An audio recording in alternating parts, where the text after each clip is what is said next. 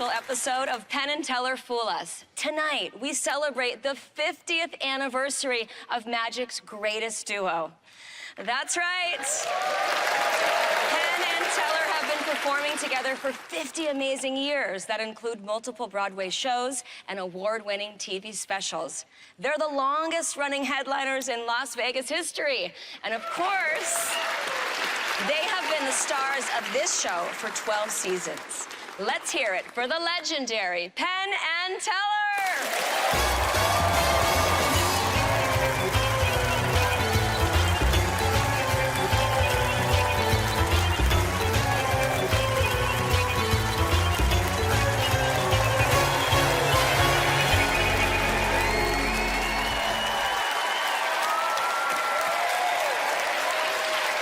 Celebrating Penn and Teller's golden anniversary, we've got some special surprises planned tonight. So let's get the night started by bringing out our first special fooler.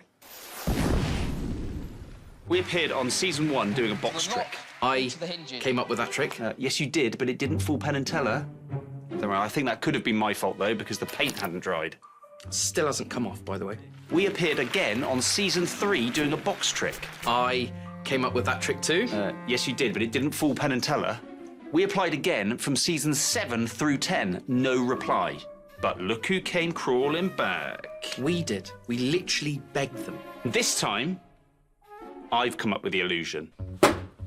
I've spent years working on this. And I've spent years figuring out how to get the trophy home. First impressions are everything, so I've had Las Vegas costumes designed and tailored. This is a schematic of the stage. We enter here, we perform miracles here, here, here and here, receive trophy here, and place trophy here. Who's this? Don't worry about her. I've commissioned the very best Las Vegas illusion builder to build this. That's the same illusion we did in season 1. Is it? How did we do? Let's hope they've forgotten.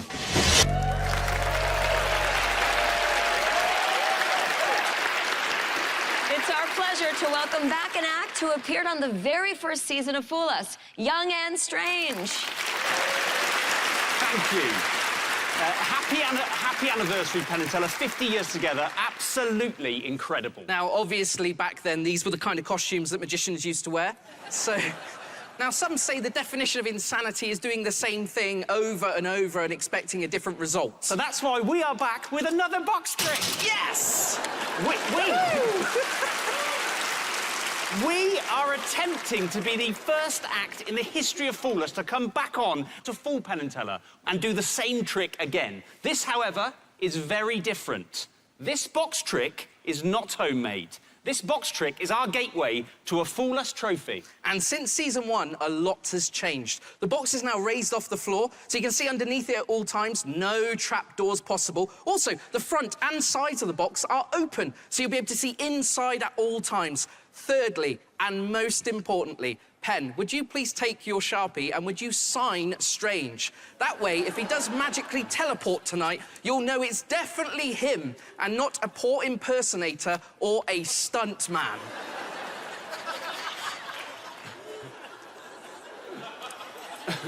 Yes!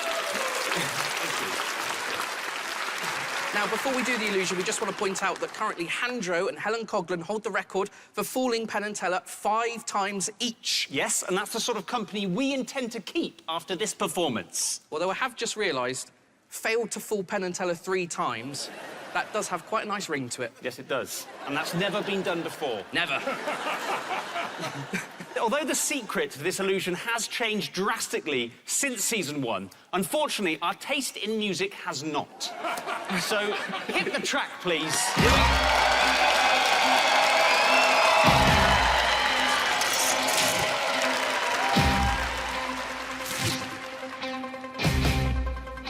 Vegas, baby, Vegas!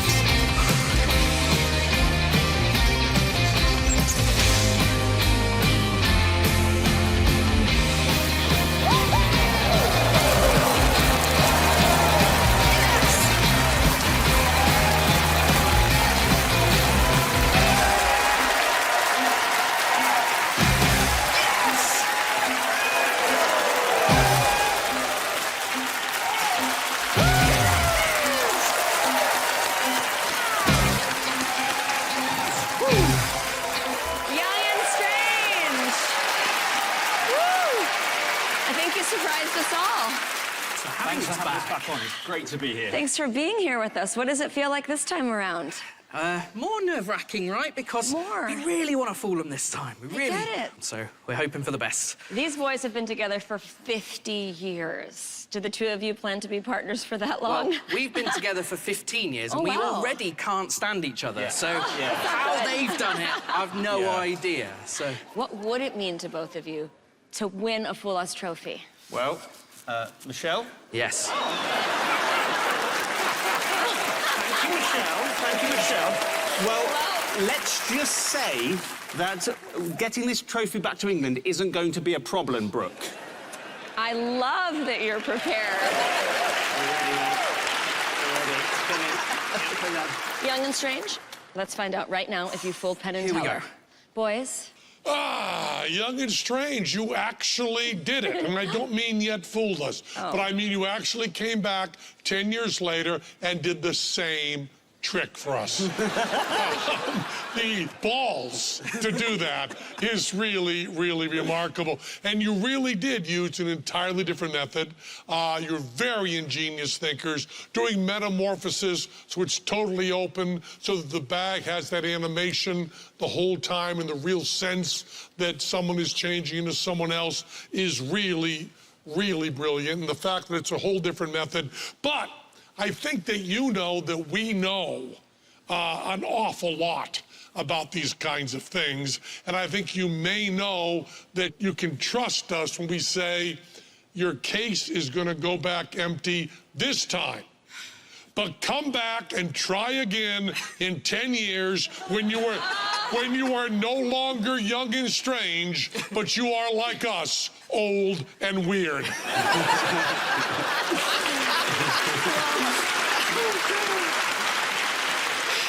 well, I don't know if I know what they know, what you know, but what do you guys think?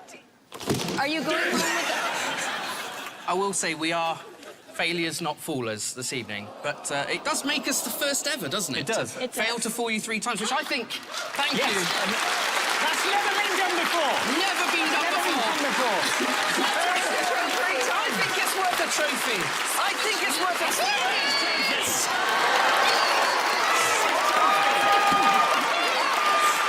Well, if Penn and Teller don't give you one, you can always bring your own. Thank you, Young and Strange. We loved it. Now we've seen it all. Stay right where you are. Fool Us. We'll be right back. I just want to congratulate Penn and Teller on 50 years of working together, on 50 years of magic.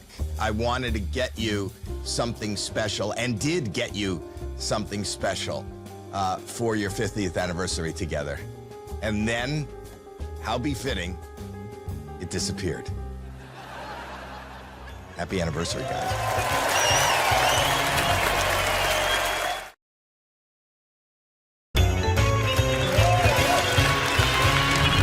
Penn and Teller, 50 years of magic. What an amazing and phenomenal journey you both have been on. Congratulations to you both. Now, seriously, tell me, how'd you do it? Welcome back to Fool Us. We're celebrating Penn and Teller's 50th anniversary. We're also still messing with them by bringing out world-class acts like this one. Hello, I'm Fifth Magic Dragon. If you don't know who I am, where have you been? I was on Fool Us since the first season. I'm OG Fool Us. In fact, Fool Us was my big break. It's the reason I got my own show right here in Las Vegas. I've tried to fool the guys multiple times. I've also performed with Penn and Teller, and Matt King and I busted them. If we don't fool them, if they bust us, we'll give them each a trophy. We did not fool them. But that trophy doesn't count. Feels like I cheated. I don't need their charity. I'm gonna win one the proper way. But how? Trying to fool them is a performer's worst nightmare. But I, Fifth Magic Dragon, and the master of misdirection, I brought them a gift for their 50th anniversary, and that is my secret weapon. Since we're celebrating celebrating their golden anniversary, we've got some surprises planned, like this gift box right here, which is from the act of our next potential fooler, your old friend, Piff the Magic Dragon. Penn, Sarah, I've got a little gift for you. Would you join me on stage? Yes. Give it up for Penn and Sarah. Say, join me on stage. Come over here, boys. Come over here. Oh, hey. Penn, why don't you stand here? Tella, just here. Brooke, you know what? Would you like a sneak peek? Come over here, Brooke. Come here. Do me a favor. Just hold this, Brooke. Okay. Hold it. There we go. Oh, do you think they're going to like this little surprise we've cooked up I hope so over after here? that. Well, let's do the big reveal. 1, 2, 3, from the bottom over the top. Oh! I got you a gift horse. Wow, look at him. Oh, look at him. He's such a cutie. Who's a cutie? Who's a cutie little gift horse? Who's a cutie little... Hey, this is not just any kind of gift horse. No. No, it's a Trojan gift horse. Is there really? Yeah. You know why? Why? Because the real surprise is inside. Uh-huh. Hey, Penn. Yes. Why don't you look this gift horse in the mouth? I will. You see anything that you might recognize? I do. There? I do. Penn? I do. Oh, I wow, see what's it. he doing? He's ripping his face off. It's Horsey Handro! Oh, Horsey Handro! A third-time faller. Do you understand what I say? Third-time faller. Third-time faller. Hey, Handro, what do you fancy doing tonight? We are going to fool you! Oh! And how are we going to do that? Card trick! Boom! Boom! Look, watch, here we go. We're gonna rip open the cards. Boom, boom. Advertising card. Boom, boom, boom, boom, boom. Teller, you're gonna take the cards, Teller. You're gonna shuffle all those cards, Teller. Shuffle the Shuffle, cards. shuffle, shuffle, shuffle. Wait, who ordered room service? I'm hungry. Bad Horsey. Oh, I'm hungry. God. He's always Let's doing eat it. something. He's so hungry. Fine. Brooke, you'll need this for later, not now for later. Just keep this for you? Okay, Ben, I come got and help it. me feed this There, go horse. there, go Shuffle, there. Teller. Shuffle, Shuffle, shuffle. Go there, shuffle. All right, let's see. What are we going to start? Oh! We got cookies. Cookies! I love cookies! Guess what kind of cookies? Galletas! No, oatmeal. He's a horse. Eat, look, come on. Oh, yeah. Oh, yeah, you love it. Yeah, come here. I'll give you another one. Come on, yeah. Oh, yeah, he loves it. Oh, delicious cookies. Penn, choose something else. What do you want? I would like this one. This one, let's see. Oh! Paella! Shuffle, you shuffle. Come on, shuffle. There we go. Eat the paella. Okay, Eat the paella. okay, yes, Right, paella. what's he gonna get for next? What do you want next? Ben, choose something. This one. What's this? Oh, bananas! The horse's favorite. No, it's... Come here. No. Yeah. Oh, yeah, eat it. Eat the bananas. Put it in there. Yeah, oh, yeah. Yeah, he's still hungry. no, You're Mark, still no, Mark. hungry? Penn, which one do you want? This one or this one? Which one, Penn? This one. This one, let's No, see no what we got. más, no Oh, hamburger, your favorite. Rubber. There we go, delicious. Ben, give him some of the fries. Just give him put the fries in his face. gracias. No. Gracias. What's that? Oh, Wait, he's thirsty. Shuffle, he's shuffle, thirsty. shuffle. Yeah. Oh, yummy. Still hungry? No. Yeah, see? All right, what's the last one? Pen, you're feeding this, Pen. Oh, chocolate. No, There por we go. favor. Yeah. No. Oh, it gives him the energy he needs to do the tricking. Finished? Are you ready to do the trick? Yes. What's the trick? Okay, no problem. Think anyone. I don't care. 7 of spades. Can you see, please, quickly, if you have the 7 of Quickly. spades? Because I don't feel the position. Okay. Wait a moment. You have been fooled. Why is You that? see, this is not a Trojan horse. I am not a Trojan horse. This? No. The rope is the Trojan horse because it's made from genuine Trojan horse hair. Penn, Teller, off you go to the rope. Examine it from top to bottom. There might be a little surprise. Do you feel a surprise inside the rope, Penn or Teller? I do. You do? Well, Brooke has it there. Hand that to Teller. Touch it. Hand that to Teller. We have the scissors. Tell her. Please, the scissors. Penn, the scissors, yeah. The scissors. The scissors. This is getting better, eh? A rope. A rope. Would you pull that free? Squidge it up.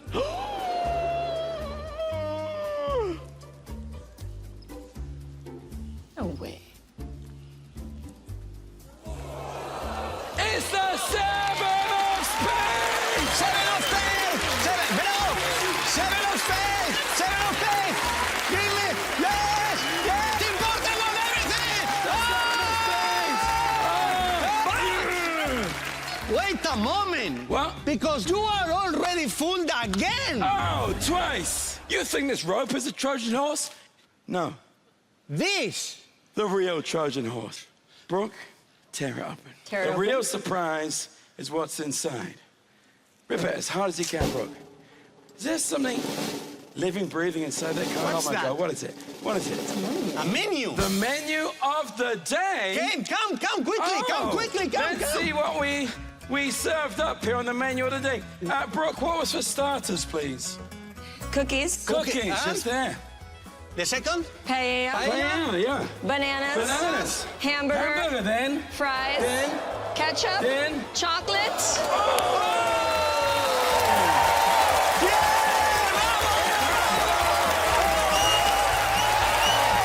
There's the magic dragon, everyone! What the was that? I mean, whose idea was this? It was a collaboration. Yeah. It was like 50-50. A dragon and a horse. Yes. What can come out bad? Nothing. Nothing. Have you done anything crazier than this? Not with people looking. I prefer to work not dressed as a horse. Yeah, I get that. He's new to the magic animal business. All right, Penn Teller, you know these guys pretty well. Did they fool you or not? You don't need to think about this any further. Wow. What happened? What? Okay, I will speak in perfect English so you understand. Okay. There were 3 Trojan horses. The horse, the rope, and the cart. Si. Triple effect. Si. Triple fuller. Triple. So we wanted to do the menu, and we came up with other things. Okay. A lot of things. And the card disappeared from the deck. You have the deck. We give up. If we give you a trophy, will you shut up? Will you be done? Bring down the trophy. Bring down the trophy. We give up. Hit the magic dragon and Hunra, everyone!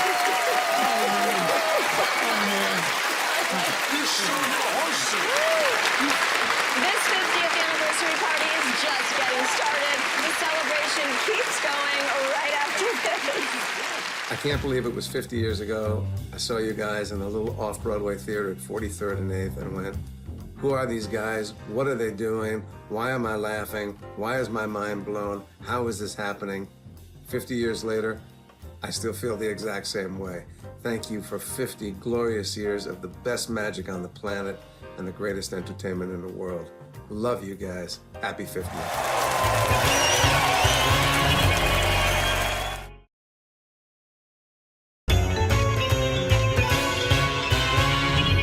Hi, Penn and Teller. It's your friend Melissa Rausch.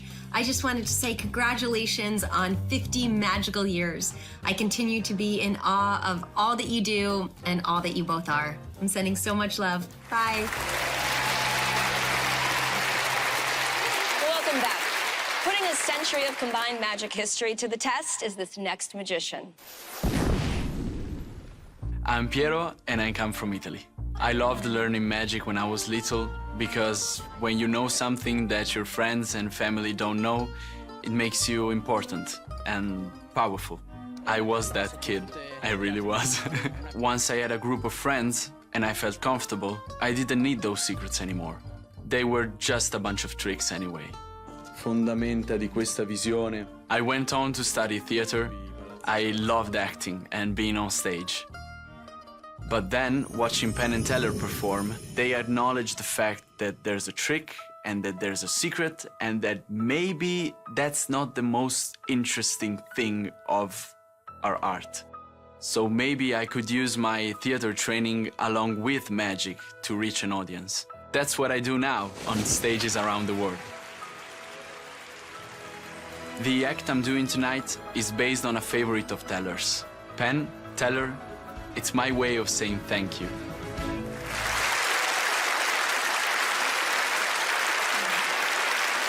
As part of this 50th anniversary celebration, here's an act performing a special tribute to Teller. Please welcome Italian magic champion Piero Venezia.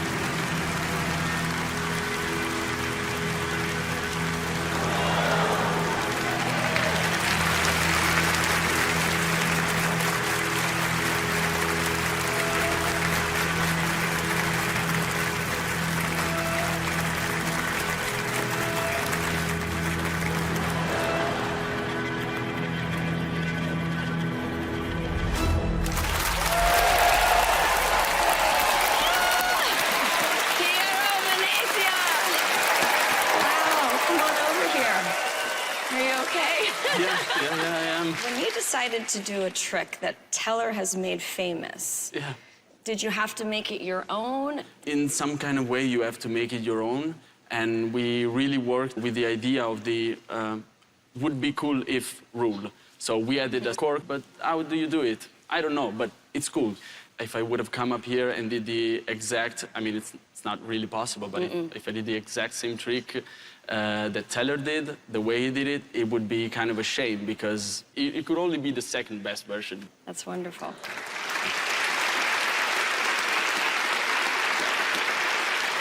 All right, Piero, let's find out if you fooled Penn and Teller with a trick that they know very well. Boys? Ah, Piero, what a wonderful routine. You know, Teller has been doing a version of the Needles longer than I've known him. Well, okay. So as soon as it came near your mouth, I turned to Teller and said, this is all on you. I'm out. I tapped out as soon as the needle went near your mouth.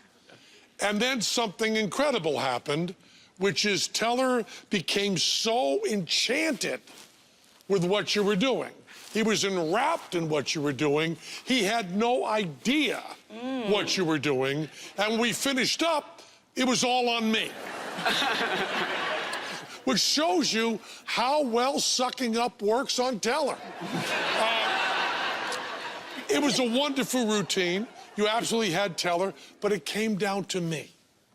And I will tell you, usually when I say I don't think we're fooled, the audience hates us, really hates us. But this time, you've put me in an incredibly terrible situation because now Teller's gonna hate me. My partner of 50 years is gonna despise me because I don't think you fooled me. Penn? I couldn't be more of a bad guy on this, but I don't think you did. It's a wonderful, wonderful routine, and you fooled the ass off Teller. Penn is not going to give you any code words, Piero. Are you going to take his word for it? Yeah. I believe that you got it. But wonderful. Thank you very much. You're such an inspiration to me. It's been an honor. Wonderful. Thank you so much. Wonderful. Thank you for being with us. Thank you. Piero Venezia, everyone. Up next, Penn and Teller take the stage with a very special 50th anniversary surprise, so stay close. Hey, Penn and Teller, it's your buddy Donny Osmond wishing you a very happy and magical 50th anniversary.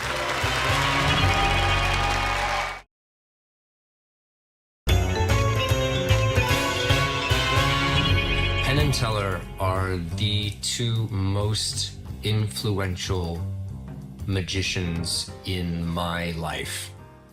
There's something uncanny about them.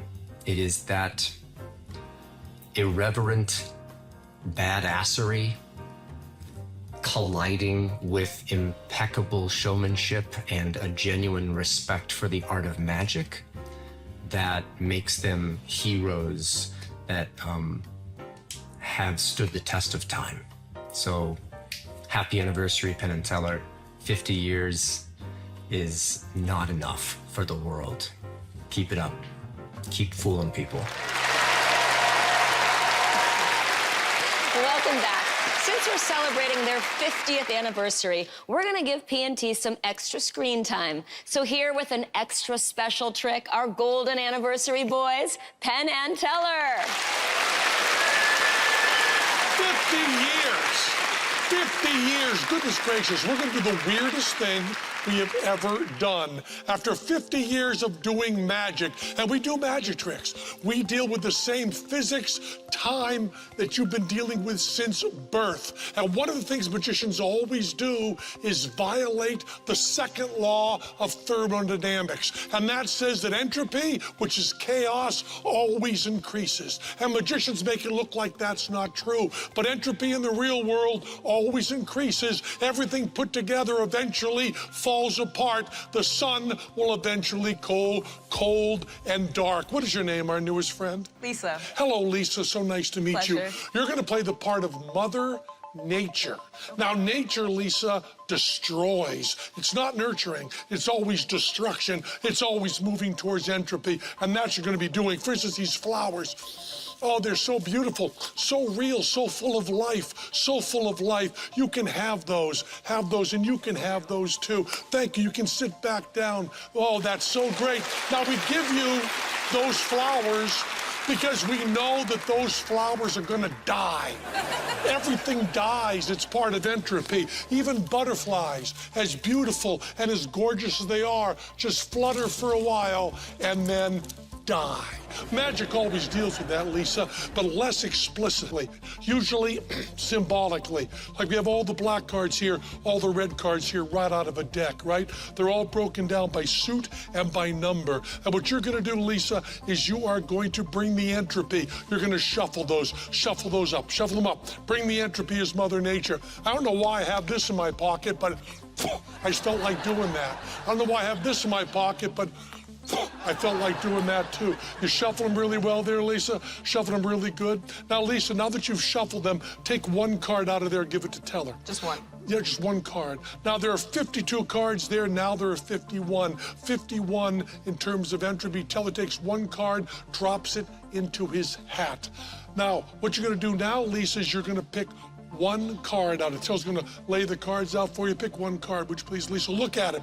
Don't show it to anybody. Memorize it. Look at it yourself. Look at it yourself. Memorize it. Now slide that right back in, would you please? Beautiful. And what you've done, Lisa, is you've brought a lot of entropy. You've made that total chaos. These cards are no longer in perfect order. These cards are to us just dead. They are gone, gone, gone. Teller throws it behind his back. Boom. Right there. We don't need that. Right back there. Now, Lisa, we have a bowl here of 7.5 pounds of peanut M&Ms. Looks like there's all different colors there, doesn't it? Well, the blues are missing. So Van Halen's Nightmare, we mix those in there, just like that. Now, Lisa, you can still see the blue ones there. Pull out one blue one. Show it to the audience, would you please? Very clearly. See that blue one right there? Do you like blue? I do. That's very good. Put it right back in there. Mix it in a little bit, would you please, Lisa? Good. Now, if you're allergic to peanut M&Ms, for goodness gracious, do not eat these. And whether you're allergic to peanut M&Ms or not, don't get those anywhere near your mouth. I have every disease known to man. Don't get those near you. You want to see something really avant-garde, really surreal? How about a guy in a top hat taking a handful of blue M&Ms and throwing them into a swimming pool? What does that mean? Absolutely nothing. How about the whole bowl? Throw that in there like that. How about a Rubik's Cube? So this Rubik's Cube is perfect. No entropy whatsoever. All the sides are perfect. But Teller's going to take that and mix it up. With his eyes closed, he's going to bring some entropy. But Lisa, he can only do so much entropy with one hand like that. Take that away from him. Mix it up really good. Would you please, Lisa? Mix it up really good. Yeah. Tear it up there really good, really good. All mixed up. No, I don't know how to solve a Rubik's Cube, so that's useless to me. It means absolutely nothing. As a matter of fact, Lisa, we're done with you. You've been perfect. You've taken everything you've touched and destroyed it, Lisa. That's all you've done. You've brought entropy. You've brought destruction. And you know, we don't really deserve to even wear these hats anymore because we're not really doing magic. Maybe the saddest thing about entropy is that all our civilization will eventually go to nothing. The most important technology we've ever created, which is language, will eventually go to just random colors, meaning nothing. I mean, there it really is. All of it will go to nothing, will go to entropy until sometimes there's something solid, and we have a solid bowling ball. But even that will eventually lead to entropy. Hi, guys. If you think that was good, just wait until you see what Penn and Teller have for you when we come back. It's going to get weirder.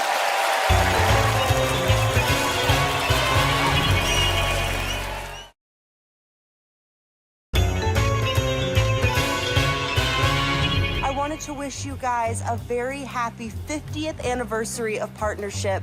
Thank you so much for bringing such magic into our lives.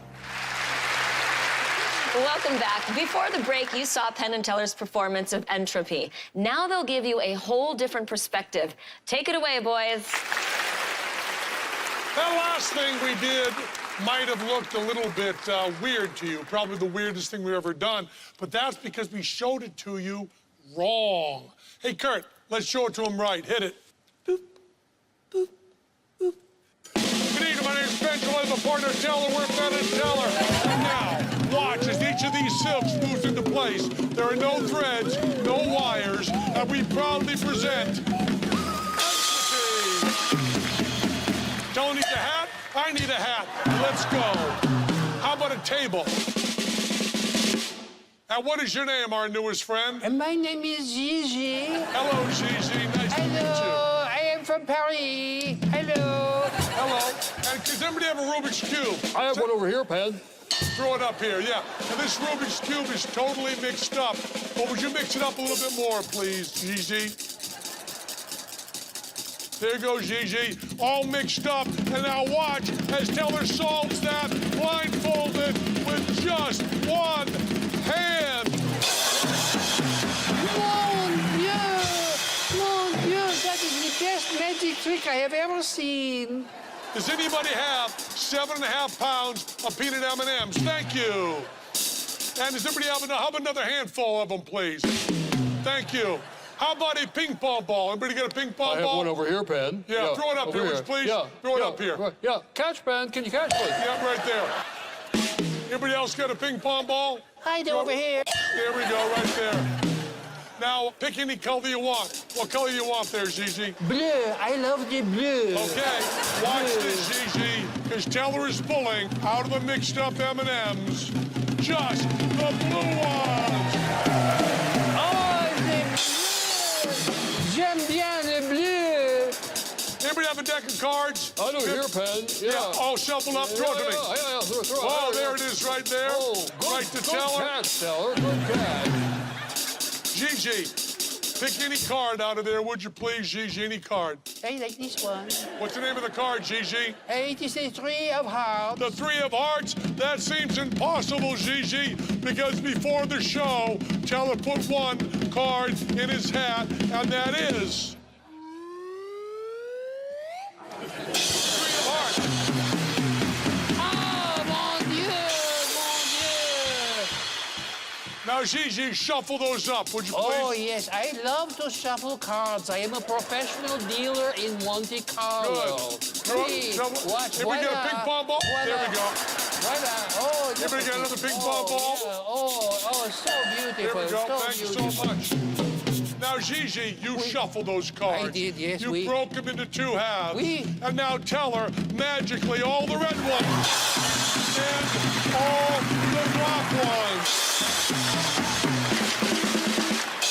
Name any animal, Gigi. Any animal, name it. Le papillon, the butterfly. The butterfly. Watch this, Gigi. Thank you so much. Oh, the entire world. Bravo. Bravo. Bravo. Thank you.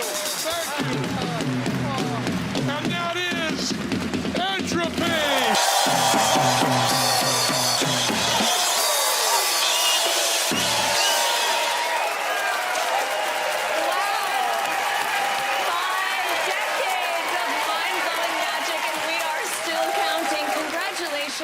And happy 50th anniversary to our legends, Penn and Teller. Good night from Las Vegas.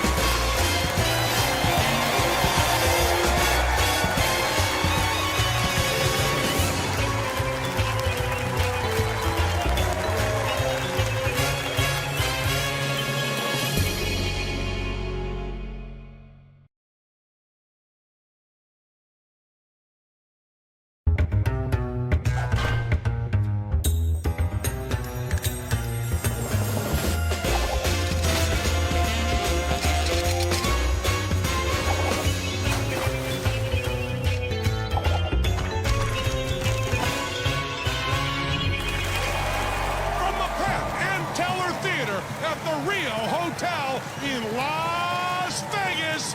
Here's our host, Brooke Burke.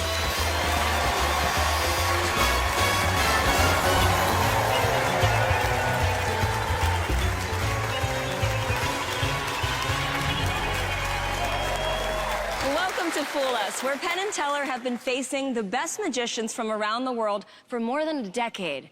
You think they might need a break? Well, you're wrong, because they are ready to take on all comers right now. And here they are, the unstoppable Penn and Teller.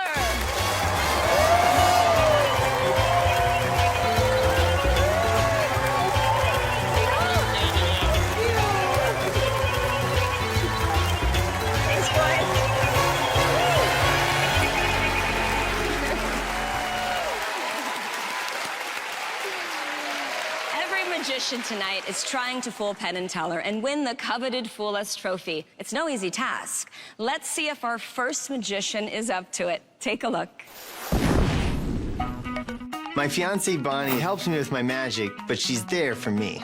We're getting married in less than 2 months, and as my life gets bigger, my career needs to match. So this time around, I'm really trying to fool them harder than I ever have.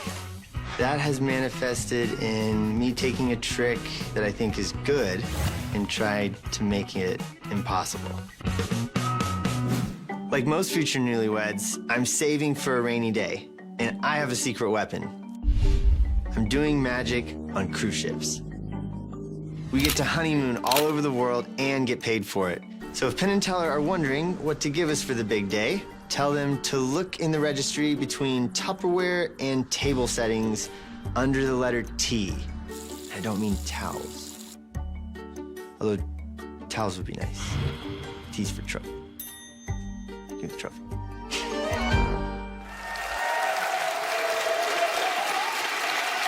Please welcome back the inventive mind of Blake Voigt. Thank you. Thank you, thank you, thank you. Hello, everybody. A lot of you have probably seen the trick before where a magician makes a dove appear, right? But I think I'm the only magician in the world that can produce any bird that Brooke is about to name. Sounds great. Okay, Brooke, I don't want you to name dove. That would be boring. Okay. So I want you to name any bird in the entire world, and I will make it appear. Keep in mind, the weirder the bird, the more impressive this will be. Penguin. He said weird. Penguin. Ladies and gentlemen, Oh boy. for Brooke, I give you a genuine penguin egg. Thank you. That's This fair. is for you. Thank you. This is a real penguin egg. Be careful. Okay, Hold I'll on be to it. very That's careful. a gift. Yes. Thank you. I want you to take care of that penguin egg for me, Brooke, Okay. because we might need that a little bit later. Okay. Sound good? Yes. Okay. For my next trick, I need to borrow a $100 bill. Is there... Okay, let's see you, sir. Do you really have one? Yep. Awesome. Would you mind joining me on stage? Give me a big round of applause. My name is Blake. What's your name? I'm Chris. Chris, nice to meet you, Nice sir. to meet Can you. you see the 100? Do you have it on you? Let's see. Let's make sure we still got one. Perfect. Chris, would you please take this marker for me? Okay. And on the back of the 100, you can just use your hand. I want you to write Chris in big, bold letters. Okay. Now, I know what you're thinking, and no, that does not devalue the money whatsoever. It's just so we don't have to memorize the serial number or anything like that. Okay. Okay, you can cap the pen for me, Chris. We are going to use your bill. I'll take this. Can you show that to the camera, Chris? Show it to everybody. We got Chris's $100 bill. Now we're gonna use that bill and also these 3 envelopes and Chris, my 2 fake $1 bills. Okay. Okay, the reason why we're gonna use my fake ones is they are the same size, weight, and shape as your 100. Makes sense. Okay, would you please take your 100 for me, sir, and fold it in half? Okay. Great, perfect. And I'll have you fold it in half one more time. Okay. Nice and neat. Great job, Chris. And then fold it one more time for me so it's like a little square. Perfect. While you're doing that, I will put mine away, and I'm going to seal this envelope, just like that, magician-proofing it. Now, Chris, I'm gonna take this next one, I'm gonna do the same thing, and I want you to keep me honest. Okay. With the eyes of the audience up close, just folding up a fake $1 bill and putting it in an envelope. Cool? Cool. All right, so I've done 2. That leaves 1 envelope left and 1 bill left. All right. Chris, would you please take this envelope from me, sir? Place your bill down in there. Make sure it's nice and safe. Yep. And would you please carefully remove that little tab and do the move? Perfect. And then seal it. Great job, Chris. All right. So now what we have created are 3 identical objects that feel the same, look the same, but one of them is worth $100 and the other 2 are worth nothing. Chris, would you please take these, place them behind your back, sir, and give them a mix. All right. That way, in case I was tracking it, I don't know which one's which. So here's the idea. I thought if I could locate Chris's $100 bill, that would be pretty good, right? Okay. We're gonna have you use your gut instinct, your 6th sense. Okay. So I have heard that if you get rid of one of your 5 senses, your other senses get stronger. Have you heard this? I have heard it. So Chris, are you cool if we blindfold you for this? Yeah, let's do it. Nice. All right. Face forward, please, sir. Okay. And would you mind removing your glasses? Sure. Okay. Can you put them in your pocket, or you want me to put them over here? I got it. Okay, great. You might be blindfolded now, but okay, good. Good. Face forward. Close your eyes for me. Okay. Okay. And I'm gonna add a little layer of protection so you're not tempted to peek. Okay, there you go, Chris. Nice and comfy? Nice and comfy. Okay, Chris, would you please bring the envelopes in front of you and keep mixing them? Just keep mixing them, because now what we're gonna do is, this is gonna get interesting. Chris, we're gonna use the process of elimination to get rid of 2 of those envelopes. Okay, Chris? Sounds good. So keep mixing them, and again, don't overthink this. Don't overthink this, just go with your gut, and Chris, hand me a random envelope. Random one. Are you good, Chris? I'm good. Would you like to change your mind? You can if you would like. It's free choice. No. Okay, what I want you to do, Chris, is hand me one more envelope. Would you like to change your mind? No. Okay, Chris, this first decision was yours. All right.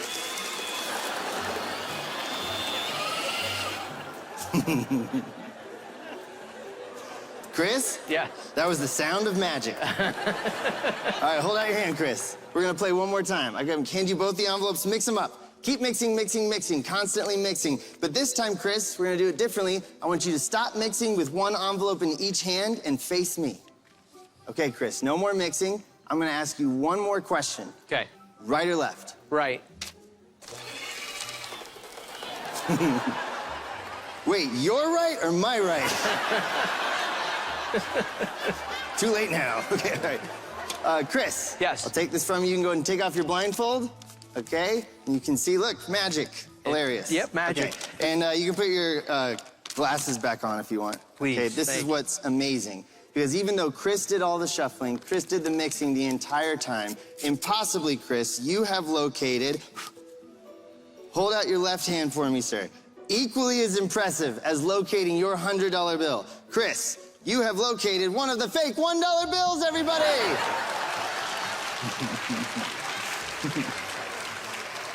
Okay, Chris. Yes. This didn't work. All right, hold out your left hand. And I'll take this from you. You don't need that. Now, but here's the deal. Everybody can keep this in mind. Technically, Chris made all of those decisions. So technically, Chris, it's your fault that we accidentally shredded the $50 bill, right? $100 bill. Oh, details.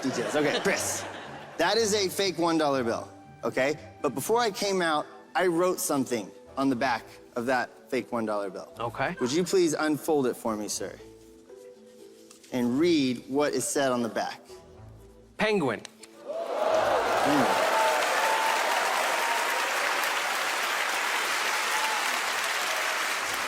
Chris, would you please go exchange that penguin bill for that penguin egg? I sure can. Thank you, Brooke. Thank you for taking care of the penguin egg for us. There you go. Very carefully place that penguin egg in the pan, and with both hands, hold onto that handle so cameras can see. This is very important. Everybody watch very, very closely. Okay, Chris, and whatever you do, don't let anything fall. Okay. Okay, here we go. Just gonna crack it. Now, Chris, gross. Be honest. Okay. Yes or no, do you see something in that egg that does not belong in an egg? I do. How crazy would it be if that was your signed $1 bill? It would be crazier if it was my $100 bill. Okay, all right, Chris. Now this is super gross, but luckily it is not a 1, it is a 100. And even crazier, Chris, does that say Chris on the back? It sure does. It says Chris on the back, everybody! Thank you so much for your help. Give it up for Chris, everybody! Thank you guys so much. Blake. Yes. Amazing. And I have a gift for you, Brooke. You do? Here's a penguin omelet. I love it. That will just, no. Sorry. What's your process in taking a trick and then making it your own? I've been working on this trick since probably college, and over the past few months, I've worked with my close friends to try to make it that much more fooling for those guys. If you weren't a magician, what would you be? Oh my gosh. I sang in college. I love singing too, so I guess if magic just didn't exist, I would figure out a way of being in front of people to try to entertain them, you know? Do you ever bring music into your act? I haven't. I'm a decent singer. I'm a great singer as magicians go, but Okay. as far as singers go, not that. Okay, Blake, they've incubated long enough. Let's see if you have hatched yourself a Fool Us trophy. Thank you. Are you ready? Yes. Penn and Teller. Hey, Blake, good Hello. to see you again. Thank you really so much. Wonderful all the way through. Kind of a turn on a classic plot in magic, but done better than anyone else. Thank you. Just beautiful all the way. But you know, I'm distracted, Blake, because Brooke brought up penguins. And as you know me for a long time, you know I'm an amateur ornithologist. I know you know that about me. And penguins is something that I am obsessed with. Oh, I didn't know We're that obsessed about with you. penguins because they make a magical choice early in their life, and they mate for life. They imprint on one another. And although they are not marsupials, they are birds, they have a double pouch, which is a really important part of the egg laying of the penguin. So I want to get back to your magic, I really do. But penguins got me going. And I'm not just talking about emperor penguins, I'm talking about even the smaller penguins, although you can imagine a guy like me likes the bigger penguins. But I gotta tell you, Blake, as great as you were, Blake, you've been on the show 4 times. 4 times, Blake, and we cannot wait till you come on your 5th time, which is when you will fool us, because it was not now. That is correct. Does all this penguin talk mean something to you in Penguins, code? Blake. That's the most penguin code I've ever heard, but it was all correct. You were wonderful. I enjoyed that so much. Thank you guys so much. Thank you. Thank you, everybody. Thank you. Penn and Teller's checklist includes taking on more magicians and performing a trick of their own. More amazing magic after the break.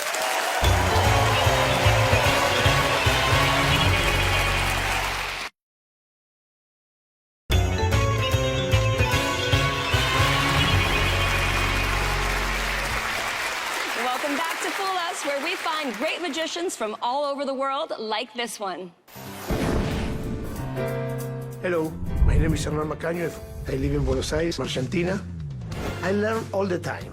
I'm studying music and chess and magic. I started magic late, when I was 29 years old. For me, it was the perfect time to start. I have a school of magic. I have my own theater in my house. All the time I do magic. Magic, like art, is a self-portrait for the artist. Every time you see a performer on stage, if you look deep enough, it's possible to see the real person. This trick is very simple, but for me it's very important. I will show Penn and Teller. In the magic, everything is possible.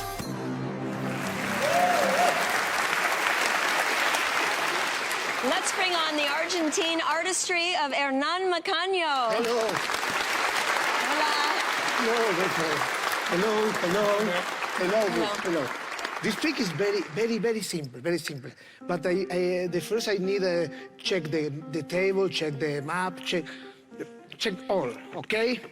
And check the little box. It's good or not? Really, it's not the box. It's only the hole. It's a really hole, nothing more, okay? It's a normal. And check, please, the coins. It's regular coins. It's good or not? Check, please, check. Good. Nothing inside the coin? No. Nothing strange. Okay. It's good? Okay. The idea of the trick is very simple. All the time, 1, 2, 3, and 4 coins into the box every time, and this box all the time in this position. Check. It's good. Check here at this. All the time in this position. I do this, and the coins into my arms, go hand to hand here, side to side. It's good or not? This is the idea, only the idea. Do you like the idea? Yeah, very much. So I do. Okay. But in slow motion, 1 for 1. 1, 2, 3, and 4. The first. Come. The first coin here and here, only 3. It's okay? It's 3. 1, 2, and 3. Go. Here. Do you see? Here. Watch. Here. 2 here and here. Only 2. Check all, please. Check all. It's good? Yes. It's a normal coin. It's okay. Right. 1, 2, 3. Only 1. Okay? Very fast. And the last. I go. I wish. No Bluetooth, nothing. It's here, okay? I touch. Now it's here because here is nothing. 1, 2, 3, and coins to my hand.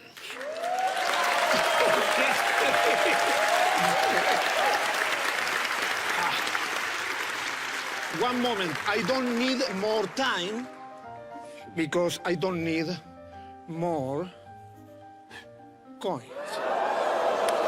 It's gone. Hernan Macaño, everyone! Hernan Macaño! I love seeing them so puzzled. That was incredible. Tell me a little bit about what you do in your life outside of magic. I play guitar, I play jazz, I composer, I study architecture. You are a man of many talents. I don't know.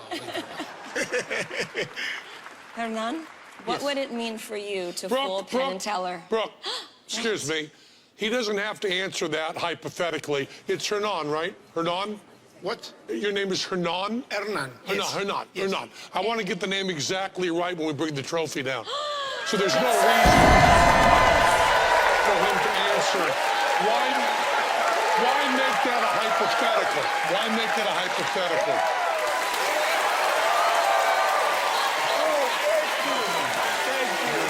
Congratulations, Hernan. They never do it just like that. That was amazing. Whoa. Congratulations. Hernan Macaño, everyone. Yes.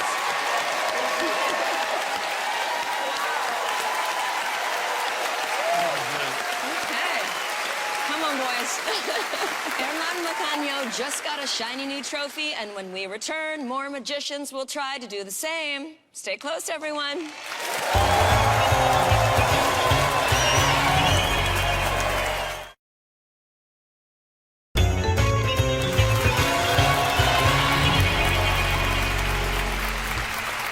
Welcome back. We just saw a Fool Us trophy walk out the door, carried off by a great magician, of course. Let's see if this next act can win one, too. When you Google magician, only pictures of men come up, and I want to change that. I'm Ella Nicholson. I'm 16 years old and from a tiny village in Ireland. I'm determined to pursue my passion, so I joined a local magic society, but it was a room full of men, and they didn't take me seriously. So I started performing tricks they'd never seen before, and they were impressed. Now, in my small town, I'm the first ever magician hired by local restaurants. I was in school when I got the acceptance email for Fool Us, and we're not allowed on our phones, but I snuck a peek. My teacher came over and I made my phone disappear right in front of her eyes. And tonight, here I am on the biggest magic stage in the world with a brand new trick. I hope to inspire other women and girls and show them that magic isn't just for men.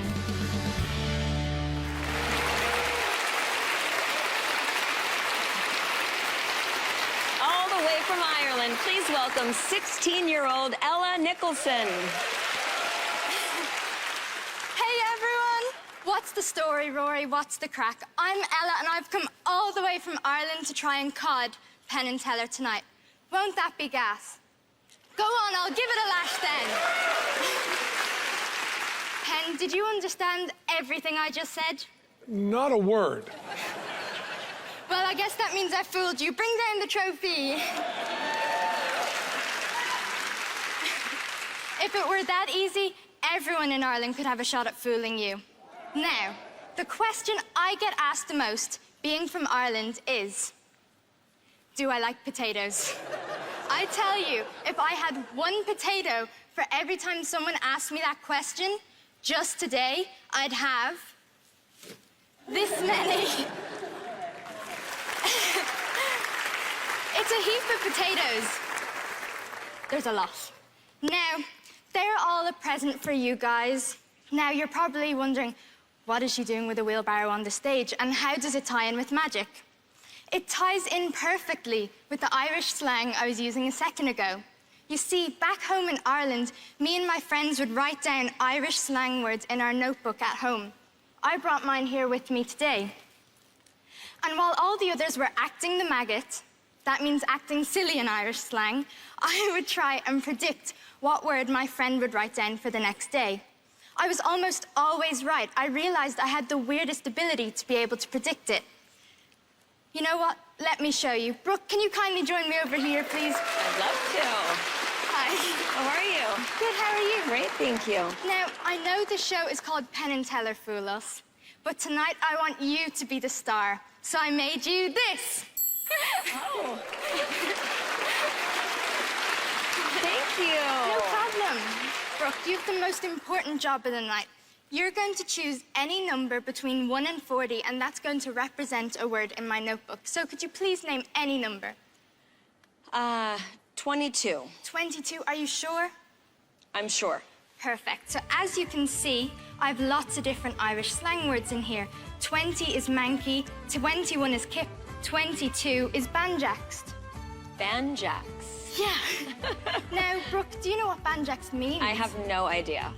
Banjaxed actually means broken. It's a very powerful word. Did you know that? I did not know that. Banjaxed. Oh. See, it's a very powerful word. And again, you could have chose any number and any word. So, all you have to do is say banjaxed with feeling. Okay. Okay, you ready? Go. Banjaxed. Brooke became broke. Get it? It broke. I told you, banjaxed was a very powerful word. And you know what, Brooke? I think I did a pretty good job of predicting the word of the day today. Banjaxed. Thank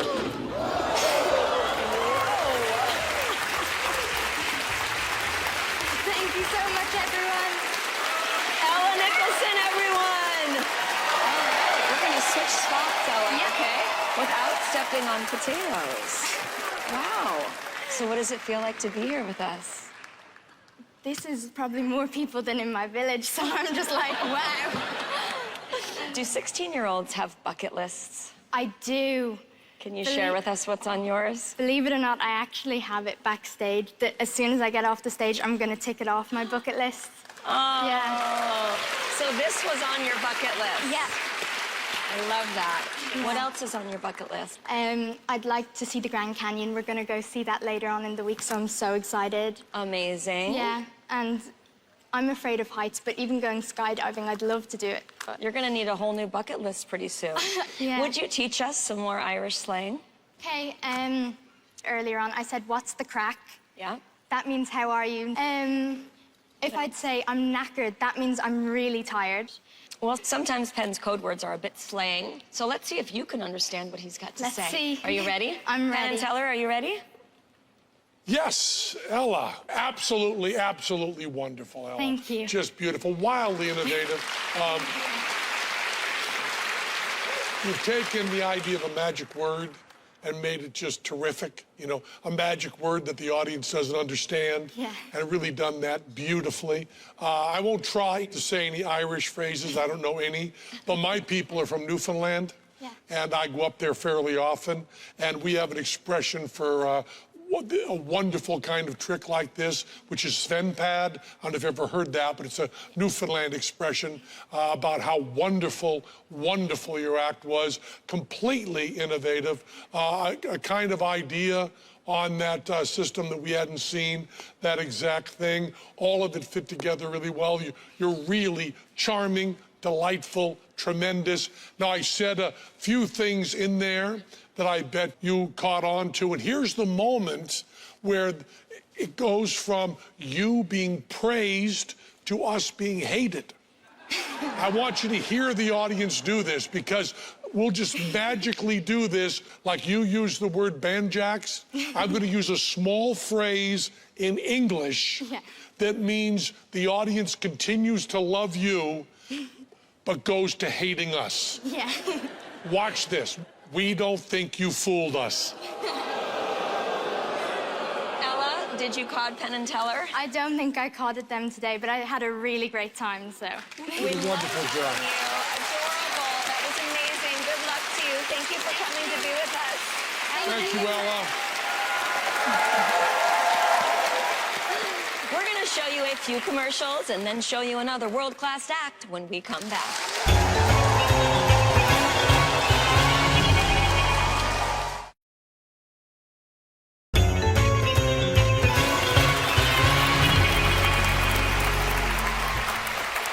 We're back. Let's pick up where we left off and bring out our next magician. As a child, when I saw Siegfried and Roy on television, I set out to train all the predators in my neighborhood.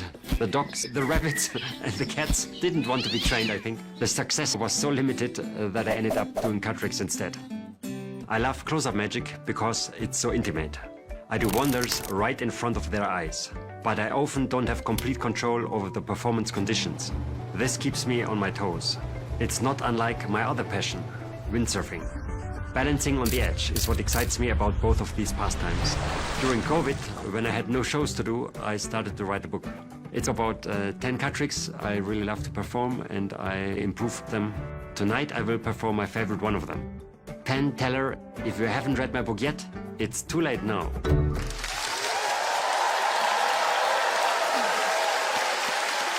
your hands together for German magician Friedrich Reusch. Hi. Hello, Brooke. Hi, Penn. Brooke, after seeing so many card tricks here on the show, I wonder, how do you feel about performing one yourself? Me performing it? In front of Penn? I'll it's try. Easy. It's easy. You see, I have the instructions for the trick here with me. It says instructions for a miracle. Oh. So it's not just a plain card trick, it's a real miracle. Oh, that's very cool. Yes. Great. Here we go. Step 1. Have a card chosen, signed, and replaced into the deck. So Okay. far, easy. Standard card trick procedure. You get a pen from me. I have the cards, of course. Standard poker deck, like you would see in a Vegas casino. And Brooke, I'd like you to select a card by just pointing to one of those cards. Which one would you like? This one here? Okay. Yes. 3 of spades. Good choice. I would like you to sign the card. Okay. But let's do it not on the front, but on the back. I hold it like this. Ready? Perfect. Very good. Has to dry. I think that should be fine. And Penn, I would like you to actually cut the pack into 2 more or less equal portions. I'll do my best. I'm German, but it doesn't has to be that precise. That's perfect. And put the other half on top. Okay. That was pretty And precise. stir everything up. That's important. Good job, Penn. Okay. So we can come to step number 2. Maybe you can read the steps so we too can... Wave your hands dramatically over the deck and say a magic word. Like abracadabra, like something like that? Pretty good. Does that work, Penn? I would say perfect. Let's check. Next step. That was totally unnecessary, but you looked great. This is important. Sorry about that, but you did look great. So, next step. Now show the card has vanished from the deck. Maybe I help you with that.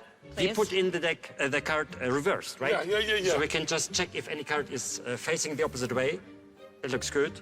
Now it might be that the card just turned over and is somewhere hidden between the other cards. So let's check for the 3 of spades it was, right?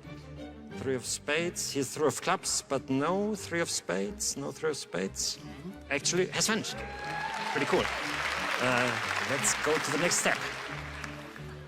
Pick up the card box and shake it to build up the suspense. That's me? Okay. Ooh, there's something inside. There's something inside. Very good. Step number 6. Open the box, take out the folded card, and check the signature. Now? Do it. Okay. Isn't that cool? Fold it cool. into quarters even. I mean, wait. Ready? That's not a... May I see that? That's not a playing card, Brooke. It says here, step 7, congratulations, you have just performed a real miracle. Me? That is pretty weird, because, you know, usually this is the last page in the booklet. Okay. So I wonder if the page is in the box. What's inside of the booklet? If you turn over one more page. Actually, here's a playing card. A 3 of spades with holes in it, bound into the booklet. If this card had your signature on the back, I think this would be a miracle, right? I think so. Actually, here we have 3 of spades with your signature. Yeah. That's my signature. Let's hear it for Frederick Deutsch. Great job. Thank you. I'm keeping this, yes? Sure. Whew, that was a lot of pressure. Yeah, now you know how we feel. I do. So when you need a new idea for a trick, where do you go? There are a lot of books, of course, about magic, so I read a lot. I meet a lot with other magicians. And do magicians tend to share their ideas, or do they hold them close? Yeah. No, actually, I find if you show something of your own, they're very eager to also show tricks they invented. So is it hard to be original? Yes. To invent a new card trick is almost impossible. I invented some things, but often it's like taking existing things just one step further. So it's more my trick than the one of someone else. No, that makes sense. Friedrich, are you ready to find out if Penn and Teller know how you did your trick? Yes. Okay. Let's go to the boys.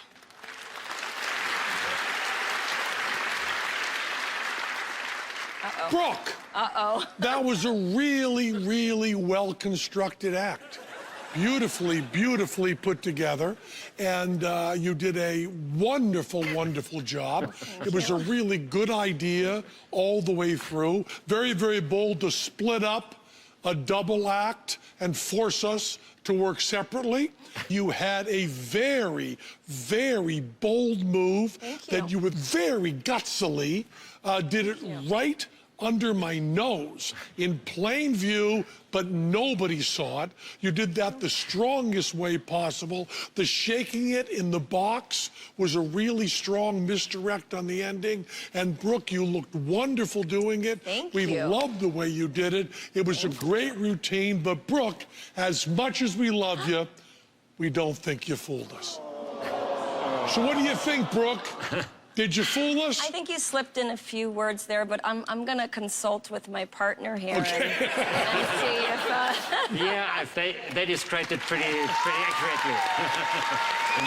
Nicely done. Thank you so much, Peter. I hope it had nothing to do with me, because you were certainly wonderful. Thanks. Thank you so much, Friedrich Deutsch, everyone.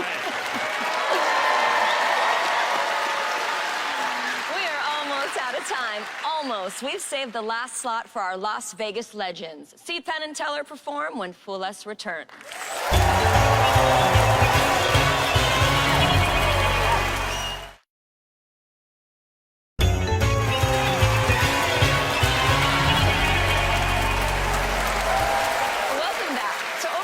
Penn and Teller asked the entire audience to write down their most silly, random, and outlandish dreams.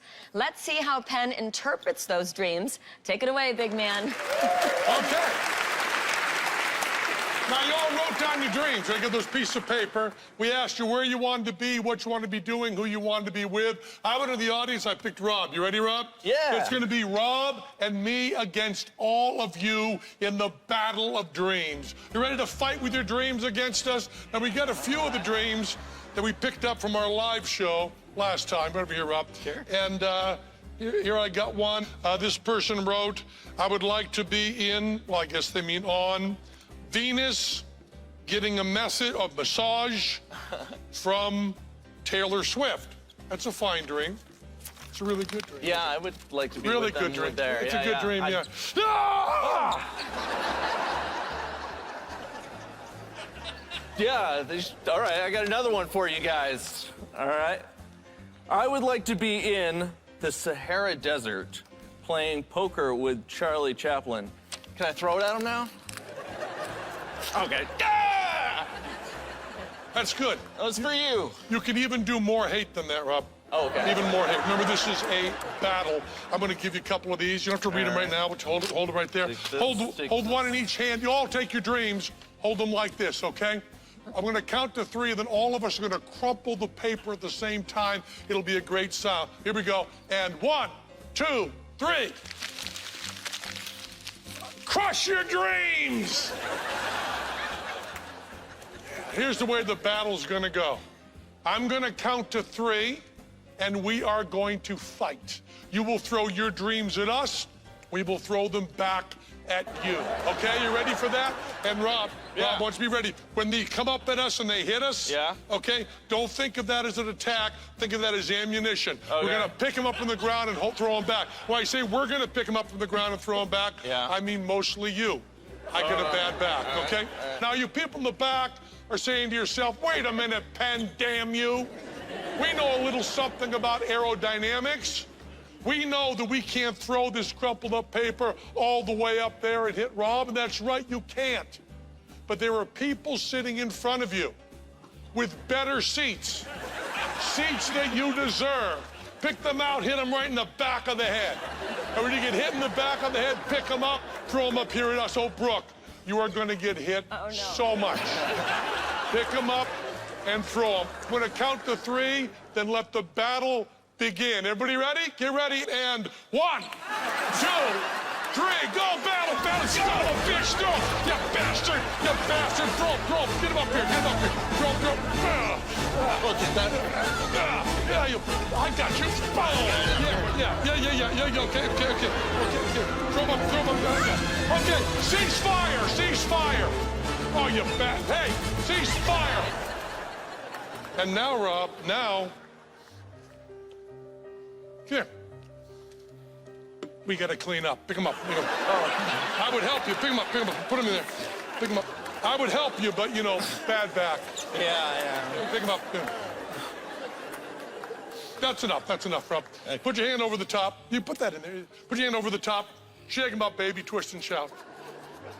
Shake him up, like Rob. a cocktail shaker. Now, we're going to see, Rob, what kind of people we have here tonight, Rob. Reach in there, pull one out, Rob. I'll grab this pink one here. Okay. Open it up. Yeah. Read it out there, Rob. Read it out. Okay, the dream reads, I would like to be in Costa Rica riding monkeys with Luffy from One Piece. See, this is a family show. I didn't know we were going to have sex dreams, but that's okay. Do it. Reach in there. Grab another. Next dream, I would like to be in the forest of Middle Earth, relaxing in a hammock. Middle Earth, screw you. Yeah. Okay, reach in. More sex dreams. Hold on for a second. Hold on. I've got a feeling. Rob. Sneak attack, Brooke, Now, see if we like this one. Let me just recap here. What happened was you all wrote your dreams down, some of them wicked stupid. And you threw them up here. They were all over the floor. We threw them back, mostly you, bad back. Then I asked you to pick them up. You picked them up, threw them in here, you shook them up, you grabbed them out, did a sneak attack on Brooke. Now you got one there in your hand. Open it up there. Read it out, Rob. I would like to be in a bubble bath playing bagpipes with a squirrel. Whose is that? In a bubble bath? Playing bagpipes with a squirrel. You know something, Rob? This is the amazing thing about the world. Is that sometimes dreams do come true. Because we are in a bathtub playing bagpipes for a squirrel. That's Squirrely G. Thank you, Rob. You're fabulous. Thanks so much, man. The Battle of Dreams. So glad that you guys didn't read my dream. And with that, we say goodnight. We'll see you next time.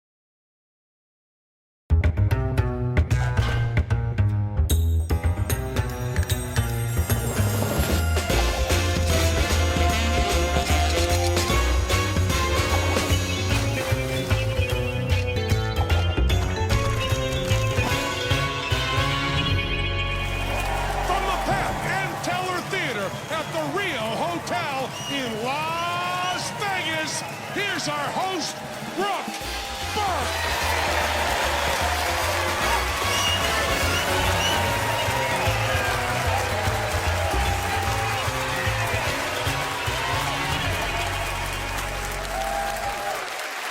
Welcome to Fool Us. If you're looking for jaw-dropping illusions, we've got you covered. Diabolical sleight of hand? Check. Outlandish mental feats? Yep. We've got an amazing array of magic for you because you just never know what type of trick will trip up magic's greatest duo, Penn and Teller.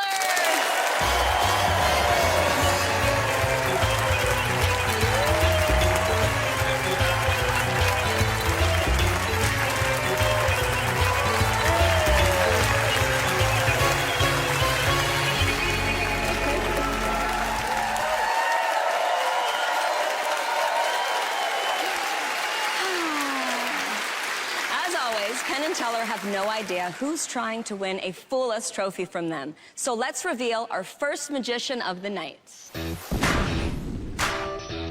Hi, I'm Magic Singh, and you might know me from this. Or this. But most likely, you know me as the magician in a turban. My turban is my identity, and I wear it like it's my crown. I would always be told that I would never get on TV because of it, and that I should cut my hair. But I decided to stick with it, firstly because I look cool in it, and secondly, I feel powerful and regal like a king. I incorporate phones with my magic because everyone is carrying a phone on them these days. It's less suspicious to do a magic trick with an iPhone than cash or coins anymore. I live in London with my amazing wife, and we get to travel and have amazing experiences performing magic for people all over the world. I'm living my dream right now. Penn and Teller, I can't wait to see you on stage and hopefully blow your minds.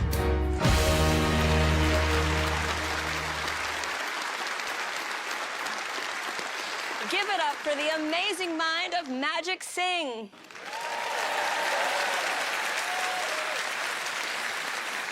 Thank you very much. Good evening, everyone. I'm Magic Singh.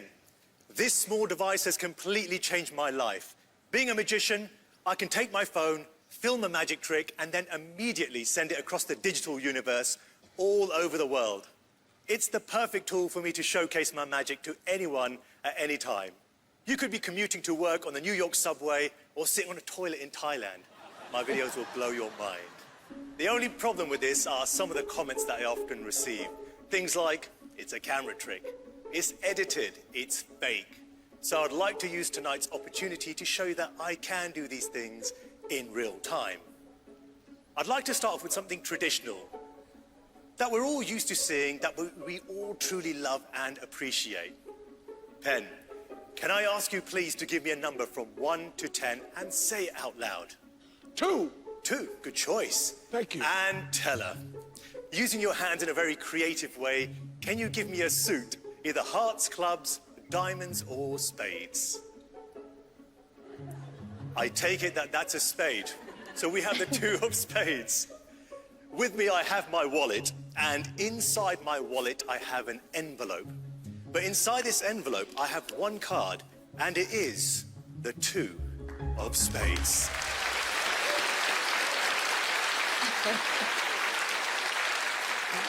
Thank you very much. Gentlemen, as you were bang on, I'd like to take this a step further.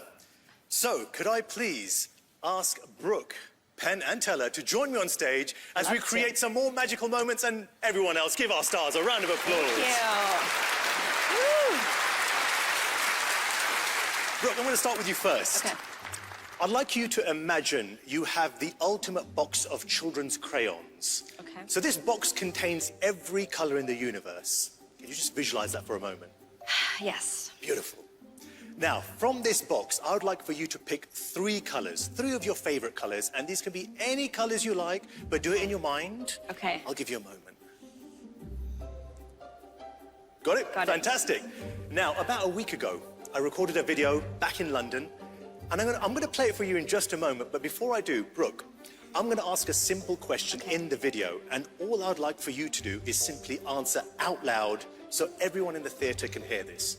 Does that make sense? Yes. Wonderful. I'm going to step behind the podium now, set the video, and hopefully you can all have a good view, like so. Great. 1, What's up, everyone? It's Magic Singh, all the way from London, UK. I can't wait to be on that stage in fabulous Las Vegas with two legendary magicians, Penn and Teller, and of course the lovely Brooke. Now, on this pad of paper behind me, I've written down a prediction which I'm going to show all of you in just a moment. But first, Brooke, I asked you to pick 3 colors from an infinite box of crayons. Take those 3 colors and narrow it down just to one and say out loud your favorite color. Turquoise. Turquoise. Okay, Brooke, I presume that you've named the color and everyone in the theater has heard it. And I hope it matches mine. Another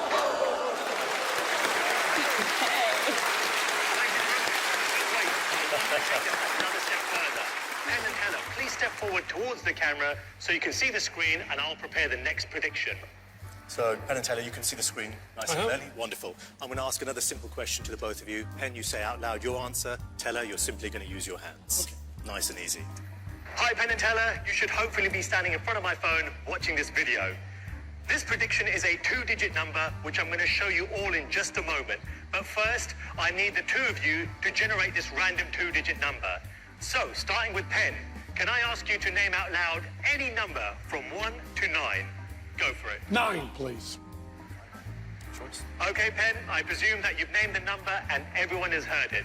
And now, Teller, using your fingers and thumbs, can you also give me a number from 1 to 9 and show it to everyone in the theater? 99. This means we now have a new 2-digit number generated by Penn and Teller themselves. And I hope it matches mine here in London. Wow.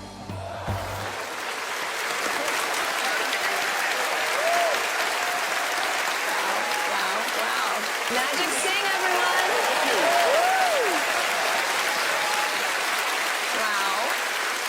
Wow.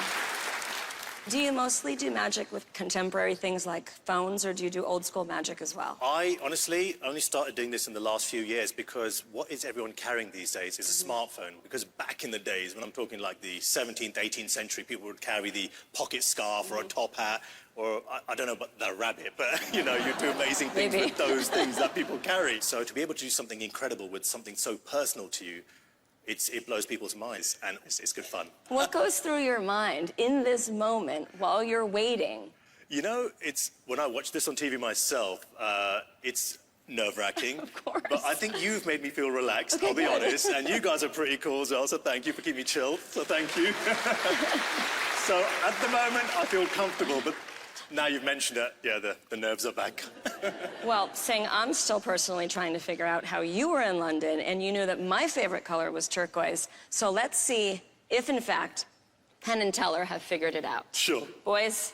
Boy, Magic Singh, you just light up the stage. You just have so much charisma, and you have such a great style. And what I liked about it most, Teller pointed this out, but I agree with him, is that there's just no jive. You know, but people do mentalism. There's always all these layers and layers of complication and procedure and all of that. Boom, name a card, boom, it's in my pocket. You know, there's just multiple reasons that we just love that. You know, there's just what mentalism should be. You name it, I know it, bang. And that's a trick that could have been done 100 years ago, and then you go to the iPhone, which I don't think could have been done 10 years ago. And it's wonderful to see magicians run after whatever the technology is. I mean, they invented cards to play games, and magicians came in and said, how can we do tricks with this? And you said you love doing tricks with that technology. You love doing tricks with phones. And we've seen a lot of tricks with iPhones, and we've seen a lot of stuff where people try to chase the technology. And yours was just instantaneous and wonderful and technologically so brilliant. We just loved every moment of it. I think I snuck in a thing or two, but boy, we loved the act. It was great. Singh, do you think that Penn and Teller are dialed into how you made your magic? I think so. I mean, these two are legends of magic and true scholars of the art, but it's been an absolute pleasure to be on this stage. Wonderful to have you. Pleasure to have you. Thank you. Thank you so much. Thank you so much. Pleasure. Thank you very much. Magic Sing, everyone. That was amazing. We've got more of the best magicians in the world, including our two and only Penn and Teller, performing later on, so stick around.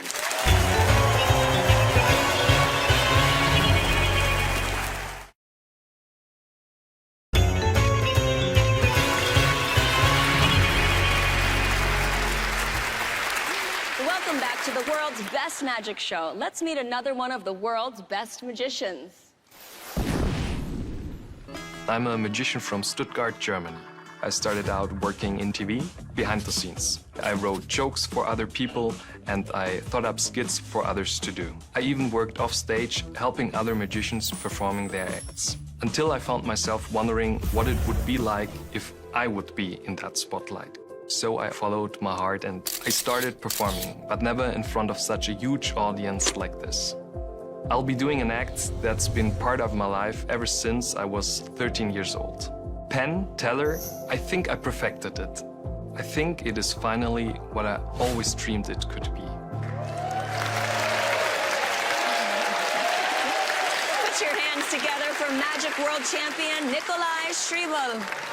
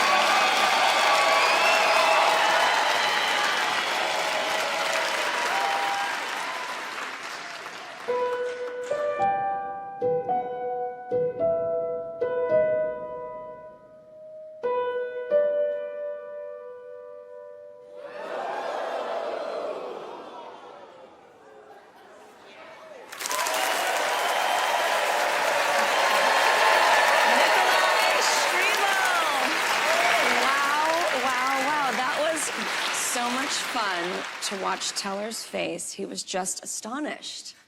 Is this act sort of a dream come true for a little boy?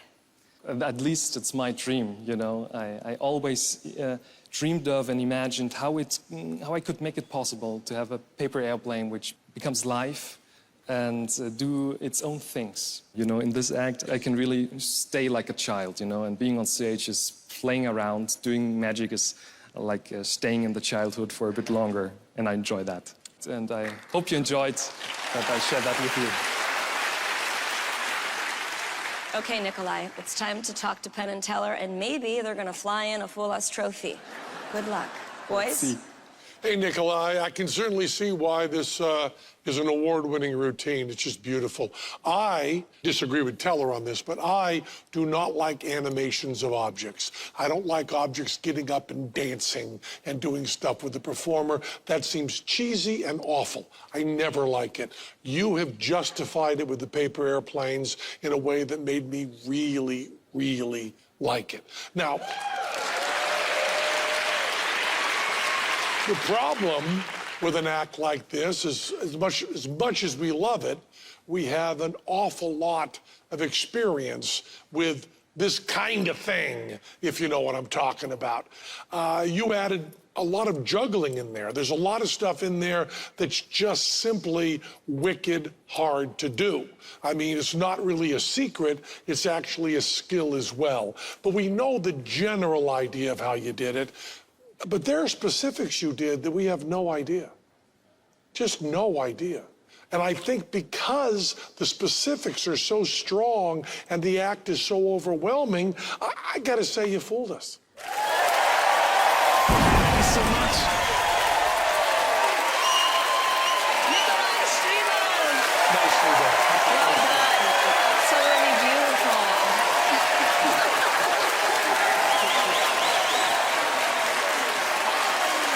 Thank you.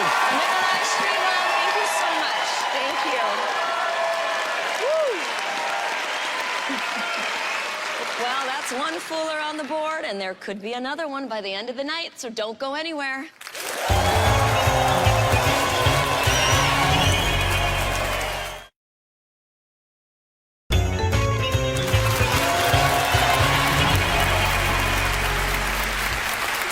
Welcome back, everyone. We've already had one Fooler tonight. Let's see if our next magician can surprise us, too. I guess I've always been a doodler. Whenever I'm stressed, I basically let my hand move around on the paper until there's one giant mess, and then I consciously fill in the scribble to a point where I just look at it and I'm like, yeah, that's done. I like it. I have the same type of process when it comes to magic. I take a bunch of different methods that might not go together, and I combine them with objects that wouldn't normally go together, so you have this abstract sort of mess. But then I sort of refine it until I have an actual, like, magic trick that I've made. My imagination runs wild, but sometimes it's fun to let other people's imagination take the lead. Penn, Teller, and I think you'll be amazed.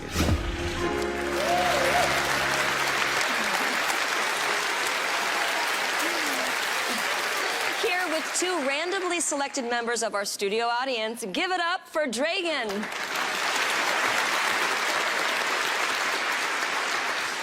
You know, with a name like Dragan, I really only had two options in life. One, I could die an early death in Game of Thrones, or two, I could become a magician. Obviously, I chose option two. Now, my favorite magic involves imagination. For example, a drawing of an envelope. Doesn't seem that magical, but if all of you use your imagination,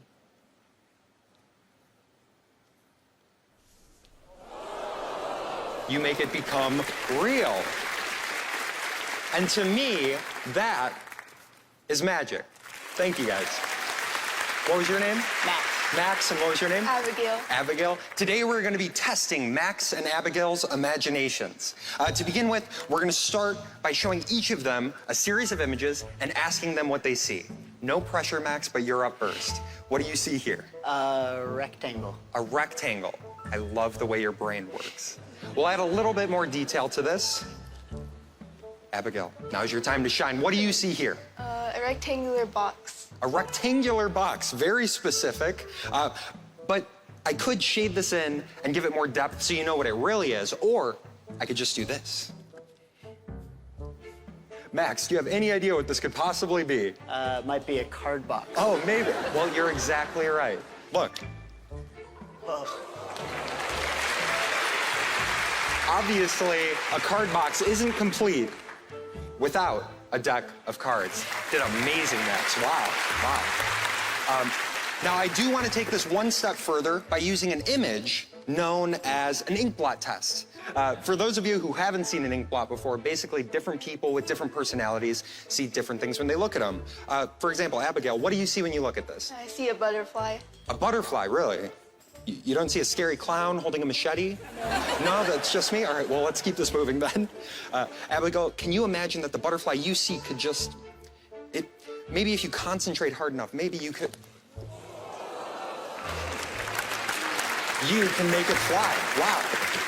So far, you guys have shown just how powerful your imaginations are. You know, you produced a box of cards, a butterfly. Well, now it's my time to shine. I'm going to show off by using an imaginary prediction. Ooh.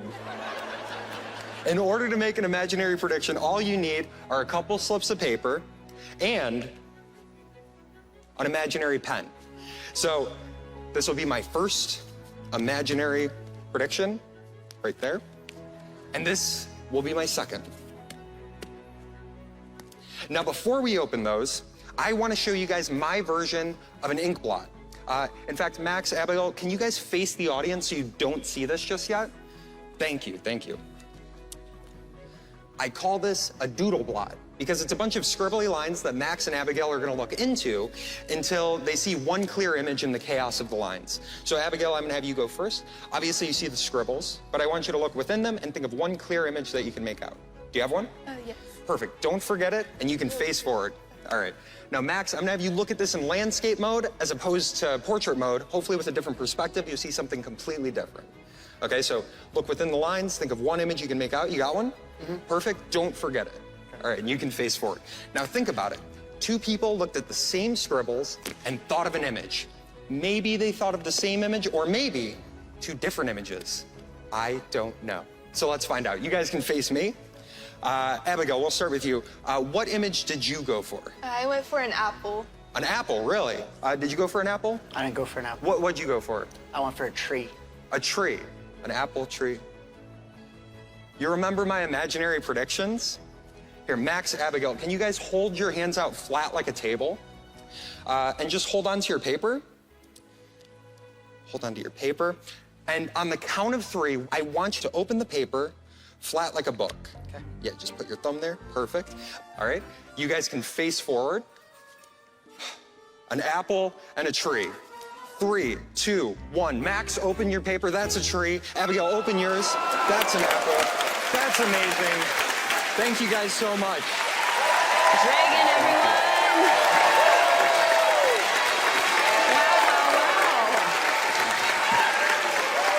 That was brilliant. Thank you. I don't think we've ever seen anything quite like that on this show. Well, that's a huge compliment to me. I mean, everything in that is sort of like different art pieces that I've made. I think of them less as magic and more as like art projects. Have you always had a wild imagination? Like, tell me about yourself as a young boy. It's so funny because like growing up as a magician, like going through elementary school, middle school, high school, all the other kids, like if a teacher catches them on their phone or like with their earbuds in, they confiscate them. Instead of having my phone, I'd have like decks of cards, like magic tricks. So like the teacher's drawer is like, what? Who's in this class? And would that get you into trouble? Yeah, they weren't a big fan of the magic. Okay, Dragon, let's go to the boys and see if they have a trophy for you. All right. Dragon, it's a great act and it brings up something. Well, first I want to ask you this. That's your trick, right? Yeah, all of it? Everything there. Everything's yours. You know, a lot of people think that magic is thinking and practicing, and it's certainly that, but also many magicians, and I think you're one of the best cases we had of it, build everything yourself, right? Mm-hmm. You created it and built it, and the craftsmanship is really phenomenal. And magic is one of the art forms where that's a real important part of it. In music, you don't have many people building their own instruments, but you're building your own props here. And that idea of drawing something two-dimensional, having it appear three-dimensional, is something that has grabbed the imagination of many people for years, and no one's done it better than you. It's just really, really beautiful. And some of the techniques you used are things that we've used ourselves. Of course, we made other people build them. You did such a fabulous job. All those appearances were so attractive. They just held together beautifully. You know, you actually said people see different things in a Rorschach test. And they do. They really do. And we just loved the whole routine. And besides being a stunningly good performer and having practiced so much, people need to give you credit for also being a wonderful craftsperson. Oh, thank you. And I think I snuck a few things in there, but we'll see. Do those code words mean anything to you? Because they sure don't to me. It lets me know that they know what they're talking about, yeah. You didn't fool them, but you sure entertained us. Thank you so much. Reagan, everyone. Stay where you are. More amazing magic awaits when Fool Us returns.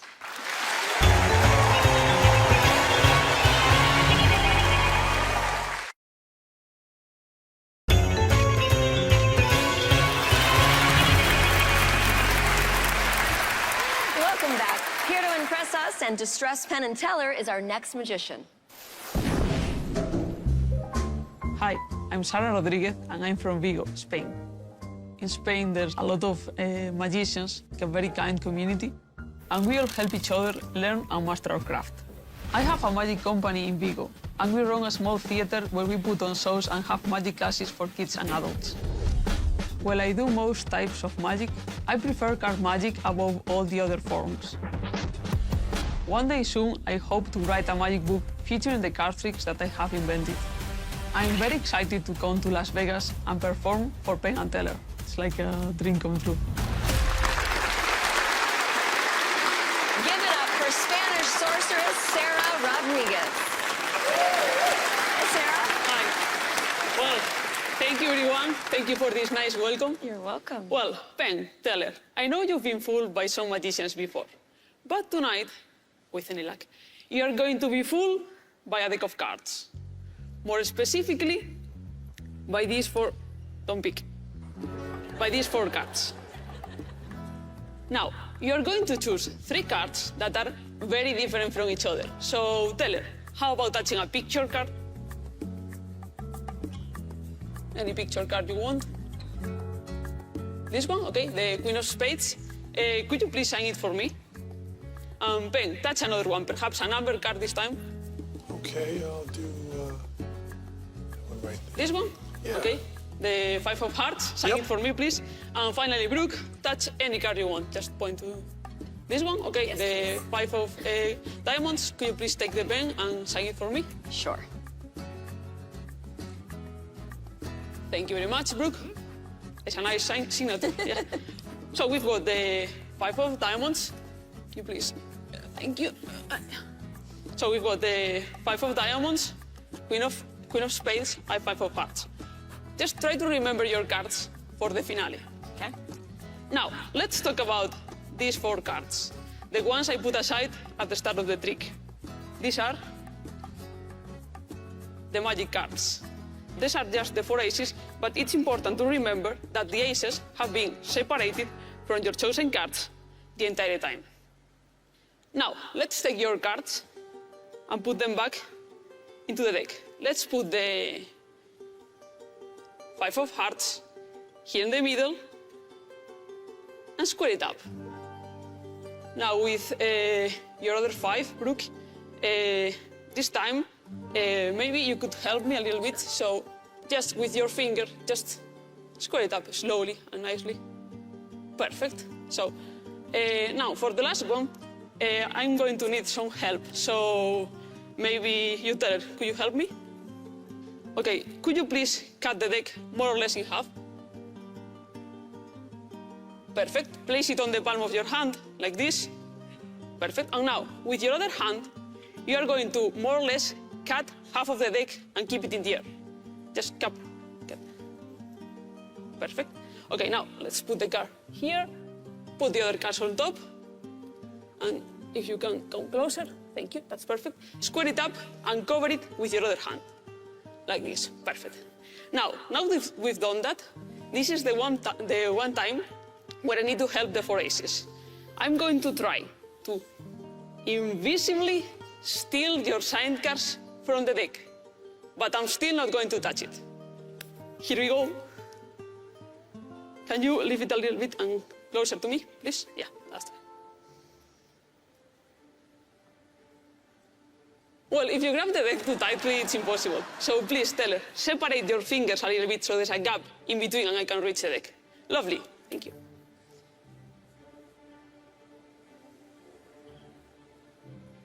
Your queen? Was this your 4 of? 5. 5. I was checking if you were. I was paying attention. And what was it again? 5 of diamonds. That's right, the 5 of diamonds. Here are your cards with your signatures. Thank you very much.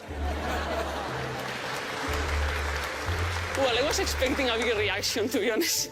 But it's okay, because remember I told you it wouldn't be me doing the trick. It would be the aces. And as you can see, between the aces, there are now 3 cards. Your queen of spades, your 5 of diamonds, and finally, your 5 of hearts. Thank you very much. Please give the aces a big round of applause. And tell me, did my aces fool you? Let's hear it for Sarah Rodriguez, everyone. Come on over, let's chat. Do you travel a lot for magic? Just in my country, but outside this is one of the first times. So yeah, I'm really excited. First time? Yeah, traveling outside. Welcome to Las Vegas. Thank you. What does it feel like to be up here and to share the stage with Penn and Teller? Well, it feels great because they are, you know, these legends in magic. So yeah, I'm really happy to be here. Is it intimidating to be in this setting? It is a little bit, yeah, just because it's, you know, far from home, speaking another language, this big audience, so yeah. But you're brilliant. All right, Sarah, let's find out if Penn and Teller know your card magic secrets. Okay. Are you ready? Yeah, I am. Boys, are you ready? I think we are. Hey, Sarah, that was just great. When we first sat down, the first thing Teller said to me was, "I couldn't do that." And if he couldn't do it, I certainly couldn't do that. But just amazing, beautiful, beautiful stuff. And this routine is a variation, I think, called the collectors. But you make it much harder. If anybody's searching for the collectors, they won't find this because it's usually done with the cards in the deck, and you did it remotely, which makes it technically a zillion times more difficult because you're out there away from the deck and the deck's in Teller's hands. I'm telling you stuff you know, but there's also other people listening. And that makes it much, much, much more difficult. And you did a beautiful, beautiful job with it because we know the plot of the collectors. We're able to kind of watch you and stay with you. So we can watch you, we just can't do it. So we loved watching you. It's really, really great. We will never be as good as you are at sleights, but we don't think with us staring you down that you fooled us. But boy, it was a good routine. So Sarah, do you think they figured it out? Yeah, they do. We loved it. Thank you so much for being here with us. Thank you. Fantastic job, Sarah Rodriguez, everyone. The show's not done yet, and neither are Penn and Teller. See our iconic duo perform when we come back.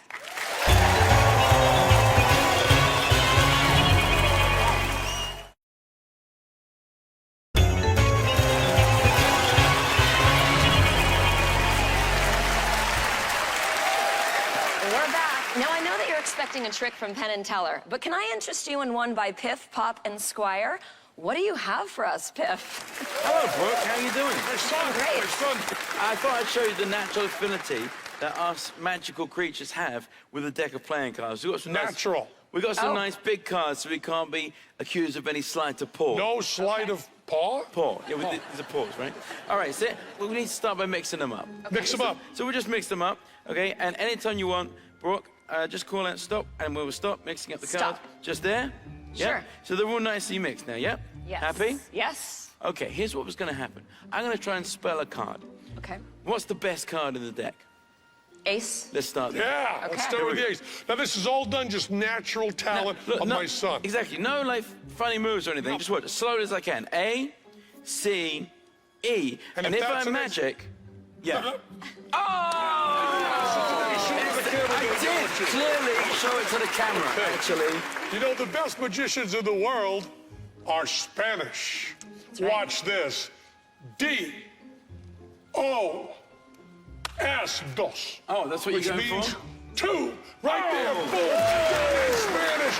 Done in Spanish. Done in Spanish. Catch that, huh? Now tell us you're going to do it. Okay. He's been Come on, around. Teller. Why don't you go magic a for while. 3, Teller? Let's not break them Come off. on, Teller. T. T, Come on. H, R, E, This is a tough one. This is... Oh, traditionally the most difficult one, and he nails it. What do you ever go for? Because the thing is, you've been around magicians for like 2 seasons now. I know. Some of the magic should have a rubbed little off bit of by now. magic Let's should go be for wearing 4. off. Here we Going go. for 4. F, O, U, R. Just turn it over and it's a 4. Brooke is magic. Brooke. Huh. No, that's not right. Maybe there's something wrong with the cards. Let me just, let me see that. That's weird. Let me know. It's probably the cards, Brooke. It's not you. It's just F, O, U. This is not going to work. The cards are probably not working. Oh, it's 4! God, I'm still magic. Let Pop show Just you how. double check those for me, Pop. Double check them. F, I, V, E, and look at that, Dennis. Look at that. Look at that. There it is. Boom, boom, boom. You Look do at that. 6 is actually the easiest one because it's short. Fine. Okay. All right. Finish. Ready? All Come right. on. S, I, X. And turn. Oh. Hey. Oh, hang on a second. I know what it is. I know what it is. You're just not relaxed enough. I am. Look at the 3 of us. We're very relaxed. Look how relaxed Teller is. Teller. Look, just try dealing with Try Teller. it. What's the You S? try it. S, I, X. Yep. And turn it over. God, he's so relaxed, and it just happens. It's effortless. Almost dozing It's off. effortless. Yeah. 7. So why don't you do I am 7, all right? relaxed. I am relaxed. Yeah, here we go. We'll give you a little shot. I Here we go. am. All right, ready? S. Yeah. Here we go. S, V. E, N. Turn. Oh, no. Yeah.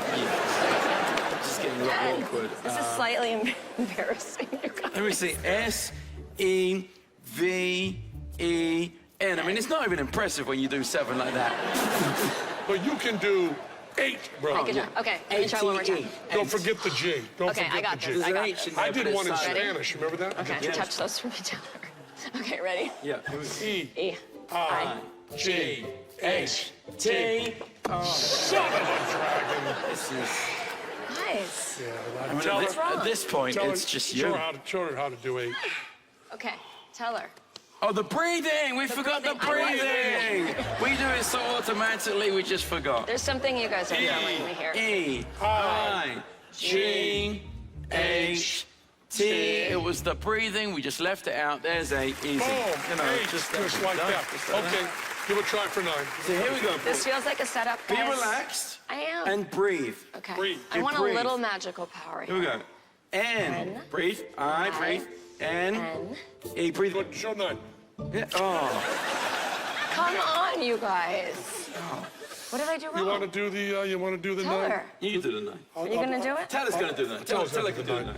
We don't want to. N, At this point, it's just getting embarrassing. This is embarrassing. E. Yes, 9. It's There's just the like 9 taking... right there. Oh, why doesn't Brooke do 10? Yeah, you can't Come go on, around Brooke. the 10, please. Come on. Bring us into land, Brooke. 10. T, E, N. Yeah!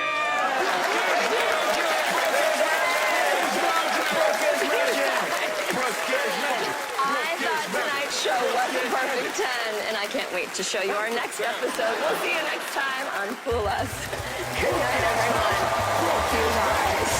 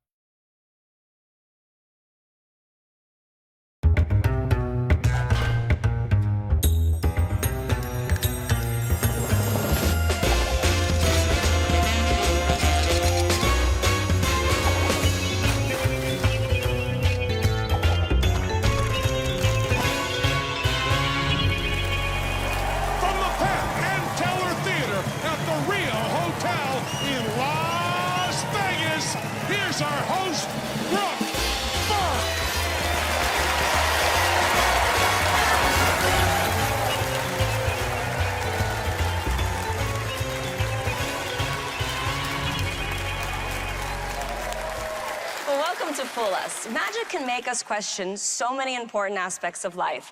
Do I fully understand gravity? Do I have free will? Can he find my card? Well, tonight, we've gathered the world's best magicians to answer another important question. Can they fool Penn and Teller? Well, let's find out as we bring out the unquestionably great Penn and Teller.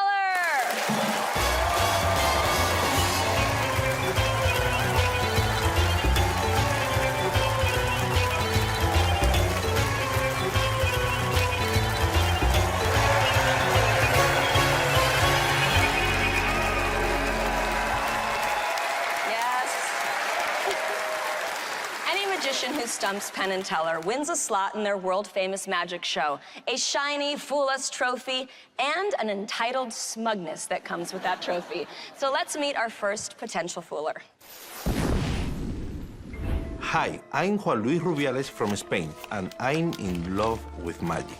My wife jokes there are 3 people in our marriage, her, me, and magic. I invent all my tricks. No one else knows how to do them. Once I was stopped by the police.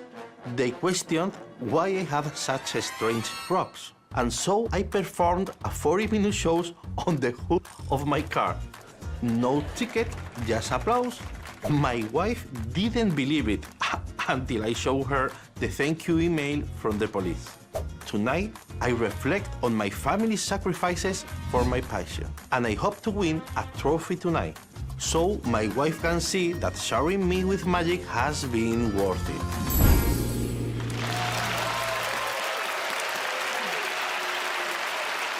Here to take a stab at fooling Penn and Teller is Juan Luis Rubiales. Hello, everybody. Hello, Penn. How you doing, man? Good to see you. Good to see you, Teller. Okay, since I'm from Spain, what will we do? Card tricks, okay? I'm gonna do, but it's a special card trick because I invented this trick, and it's a brand new trick and a brand new deck, and I should stop eating my nails. Don't worry. I'm from Spain. I'm prepared. I'm prepared. Let me open this. Oh, wrong way. It's the gel lat, sorry. I will do it. Then, I'm going to do the trick.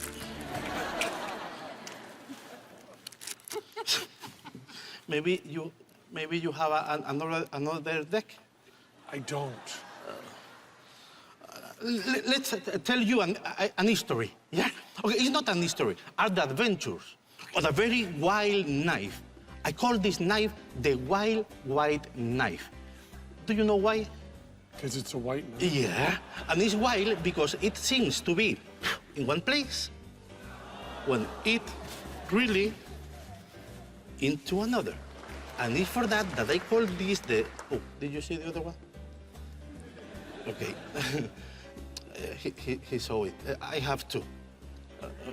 Yeah, but this one is the quiet one because it's red, yeah? Only one is wild, okay? The wild one is the white, not the red, but the white, yeah? This is the wild one because it's white, yeah? Which one is this? The white one. No, this is the red one. Then this is the quiet one. And if I have here the red one, which one do I have on my other hand? I guess the white one. No, this is green. Okay, and if I have here the green, which one do I have here? No, I have nothing here because it's always into my pocket. Let me close it because I know myself and I'm going to get hurt myself, okay? I'm going to close it. I have to tell you something. What happened is that these knives can change color, but not any color. If I want that this one change into blue, I cannot do that. If I want that this turn into yellow, neither. Because they can change color between them. That means if I want the red turns into the white one will turn into... You don't believe me, do you? Okay, I will do it without closing the hands. And bit by bit, watch. I just need to move bit by bit, bit by bit, bit by bit, bit by bit. Look, it's almost the half. The other side the same. I just need to move like that. And now I have here the white one, And I have here the red one. I can do it also with the green one. Watch. The green on my hand, the white on the pocket. 1, 2, 3. And now I have here the white one because the green one is always where? Into the pocket. Yeah. But maybe you are thinking, it's not wild, they don't change color, it's just a sleight of hands.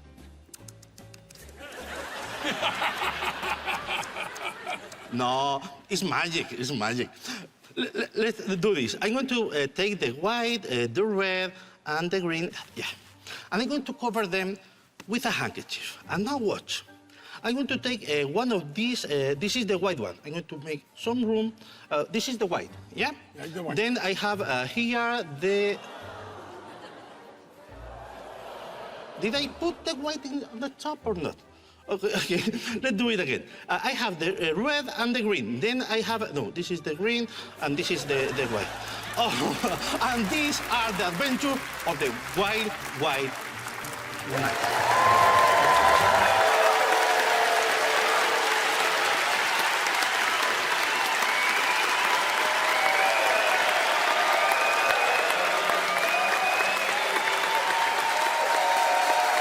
Bring it down.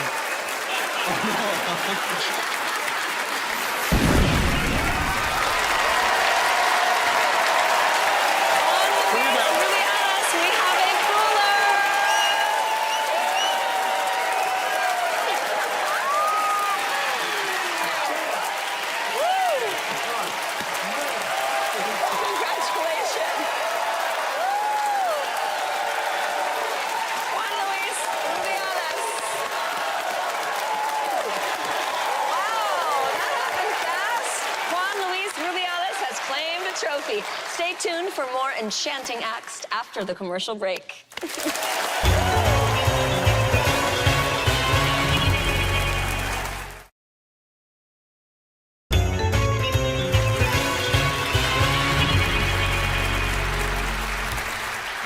Welcome back. So far tonight, it's Foolers 1, Penn and Teller 0. Let's see if this next act can score a trophy. My name is Anya Stain, and I am 17 years old. Strange as it sounds, the pandemic opened up the world of magic to me. I'm from South Africa, not exactly the center of the magic world. But when the pandemic struck, a lot of the magic conventions started happening online. Suddenly, I could plug into magic all around the world. 2 years later, I somehow convinced my dad to book us tickets so we could fly all the way to the US, my first ever in-person magic convention, and it was probably one of the best experiences I've ever had. They had a contest there for both close-up and stage categories, and I competed in both categories and I ended up winning both of them. So now all these people all around the world are helping me with my magic, as well as my mentors back home. Penn and Teller, with everyone's help from all around the world, do I now have what it takes to fool you? Only one way to find out.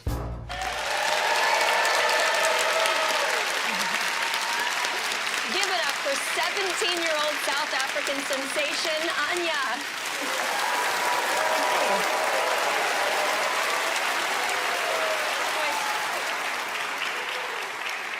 Fate and chance. 2 words that are used interchangeably by some people, but I don't see them that way.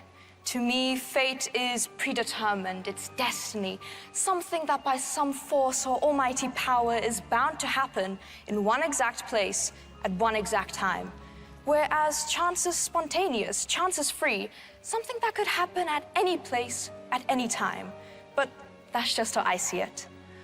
Both fate and chance are magical in their own ways.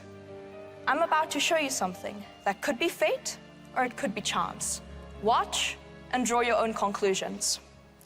Penn, to start us off, I need you to make a very, very important decision. Okay. Do you want the red pill or the blue pill? I'll take the blue pill. The blue one, perfect. Just hold onto the blue one, thank you, and we'll use the red one. Now, Brooke, what I need you to do is I need you to deal the cards one by one, face up, on the table like this. Okay. And whenever you want to, I want you to leave the next one face down. Okay. Okay? we'll give the cards a little mix. One by one, face up, and then when I want to, one down. Yes. Okay, we ready? Yes, just deal them one by one, face up, until you want to leave one face down. And the reason we're doing this is that face down card will be your card.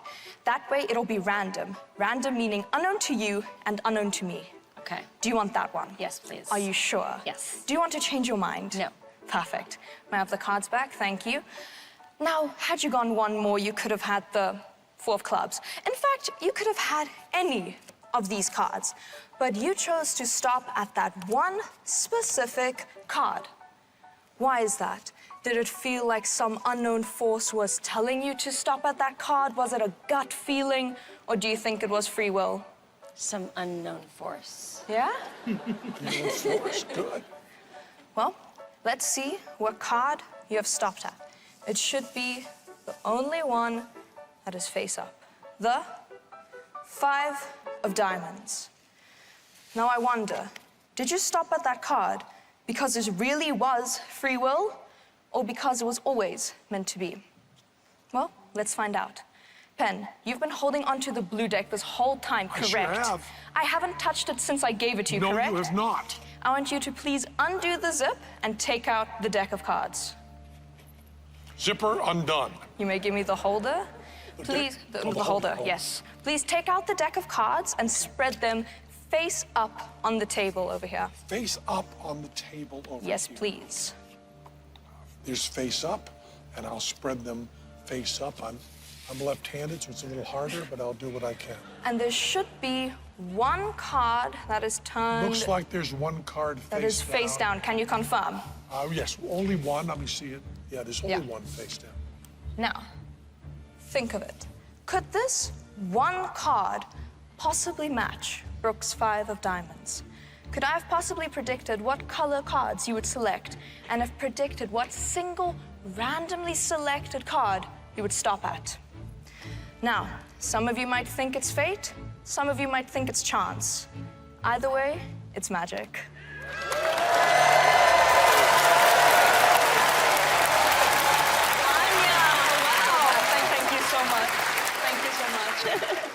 Anya, you're only 17, but you seemed like a seasoned pro.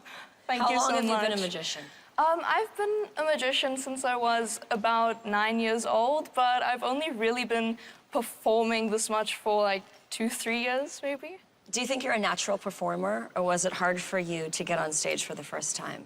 So when I was younger, I was really, really shy, and I used to stutter a lot as well. And magic was kind of the thing that got me out of my shell and got me into a comfort zone. And so it was really difficult in the beginning, and sometimes now it's still difficult, but this is what I enjoy doing, and this is how I express myself, how someone might sing or paint a picture. I do magic. You're so confident, you're so articulate, it's really wonderful. Thank you so You did a much. fantastic job, it's amazing. Thank you. All right, Anya, let's see if fate or chance have a trophy for you. Are you ready? I'm ready. Okay, Penn and Teller?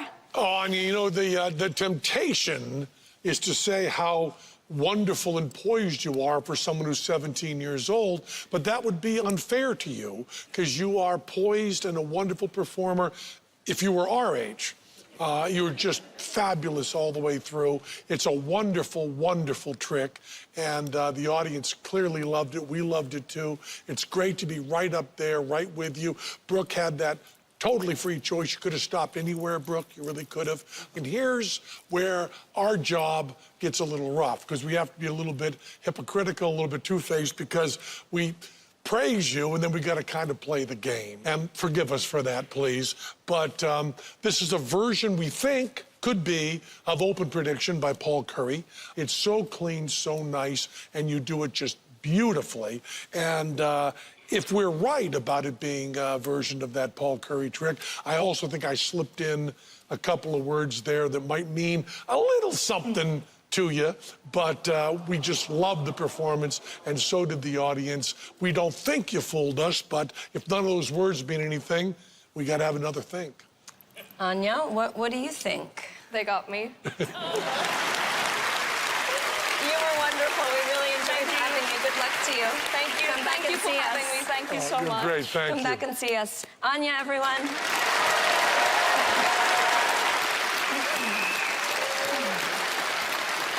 got more fantastic magicians for you, including our finale performed by Penn and Teller themselves, so stay close.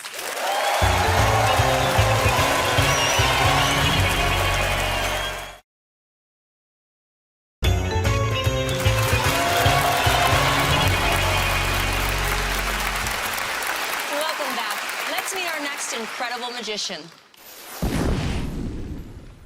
I love social media. You only get a split second to grab their attention, so you have to be quick. So I've spent a lot of time creating sharp visual tricks. I used to love performing on my phone, but then I realized I can't see these people. I can't connect with them. It's not real. My inspiration flickered and was going out. So I started performing anywhere I could in the real world. I got addicted to live reactions. I wrote a show with two of my best friends and we performed it all over the UK. That's how I built up the confidence to be on Fool Us. It's a really big deal for me. Fool Us was where my magic journey began. My dad and I started watching right from season 1. I was just a kid, but I tried to perform every trick I saw. Dad will be watching at home tonight, with me on the other side of the screen. No matter what happens, that's a gift.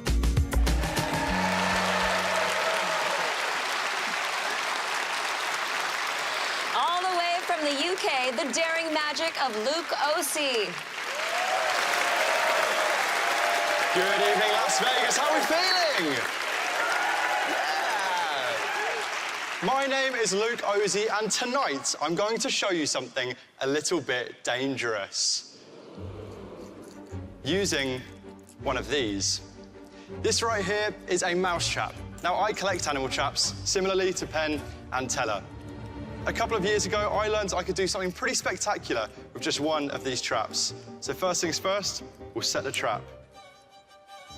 And we're now ready for my mousetrap trick. I'm only kidding, it's not that kind of show. It is insane how excited you folks got, though. We're going to do it on my tongue instead. Oh.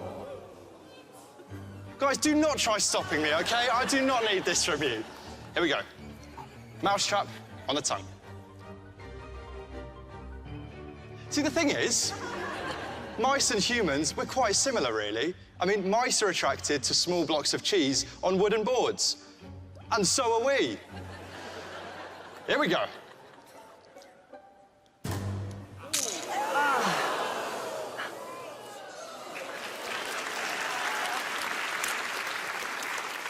That is the mousetrap on the tongue trick. Thank you very much. So,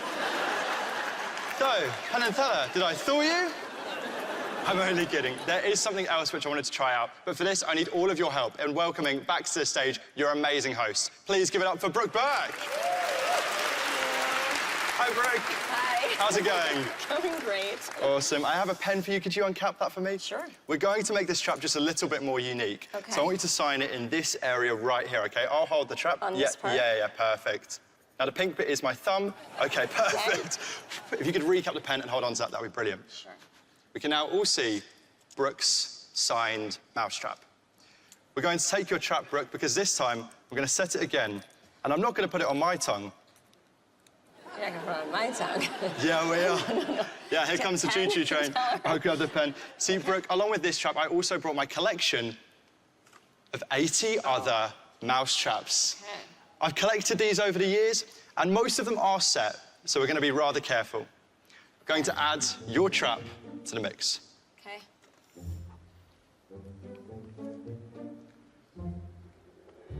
I'm going to give the traps a little shuffle.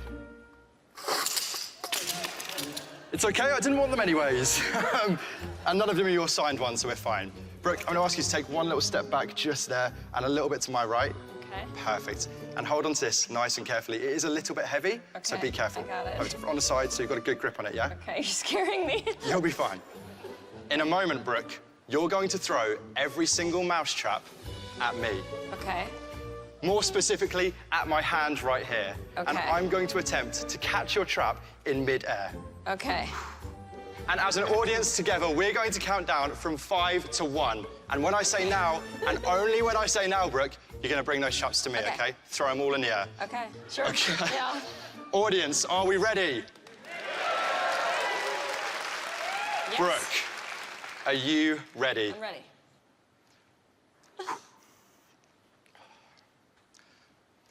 Five, 4, 3, 2, 1, now!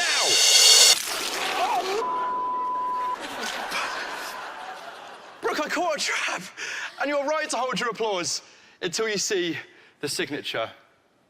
Go away. Brooke, can you come here and confirm that is your signed mousetrap? That is my mousetrap. Well, everybody, Luke There's Luke Rosie. That's a mousetrap trick. Oh my gosh. Okay, let's chat. Yeah, let's. First of all, how's the tongue? The tongue is fine. Yeah, the tongue's doing well. That was crazy. And dangerous. A little bit, yeah. How did you think that putting a mousetrap on your tongue was a good idea? Like... So, funnily enough, me and my flatmate were just sat in my lounge, and there was a mousetrap on the floor because we had a mouse problem. And I picked it up, and I said to him, how much do you reckon it would hurt if I put this on my tongue? He said, a lot. I was like, there's only one way to find out, really, isn't there? And just snapped it straight on there, yeah. For real? Yeah. Don't try it at home. Goes without saying, I think. Are many of your tricks dangerous like this? At the moment, I'm actually working on things like sawing in half and stuff, Sid. Ooh, I love that. But I'm the one getting sawn in half. Okay, Luke, let's see if Penn and Teller can figure out how you caught my mousetrap on your finger. Boys? Luke, welcome to the show. We love having you on. It's so nice to see you here. It's so great. And I'll tell you, you know exactly how to do something to please us. We've done a lot of tricks with animal traps, which shows you that's where our heart is. It's a wonderful, scary, terrific prop, and you came up with something that we never did. We never did anything like this, and it's really good and really smart, really active, and it's the right level of scary, you know? It's not like people are worried about you losing your life, and yet it does have the bravery involved. And you stuck a mousetrap on your tongue and on your finger. You're like the Man of Steel. Yeah. But instead of a cape, you have a jacket. It's a very nice jacket. I don't know, is it a designer jacket? Of course, I can't see the label, but it's a wonderful, wonderful jacket. And we loved the act very, very much, Luke. It was just terrific. Thank you very much. Do you think they figured out how you did the trick? They know exactly what I did, but honestly, it's been a dream of mine to come on this show. Thank you so much, guys. It means a lot. Luke Rosie, thank you so much. Definitely scary. Oh, snap. We gotta take a break. More Fool Us after this.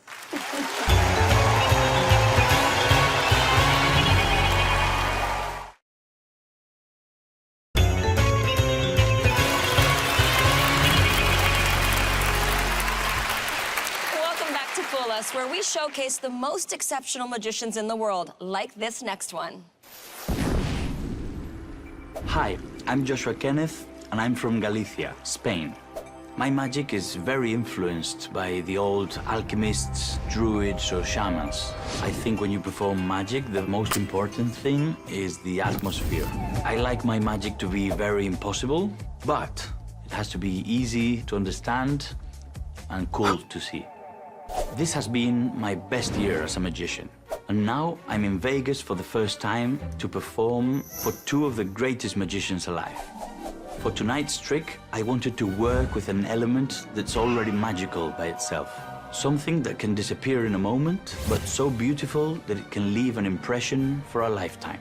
Penn and Teller, sit back, relax, and enjoy.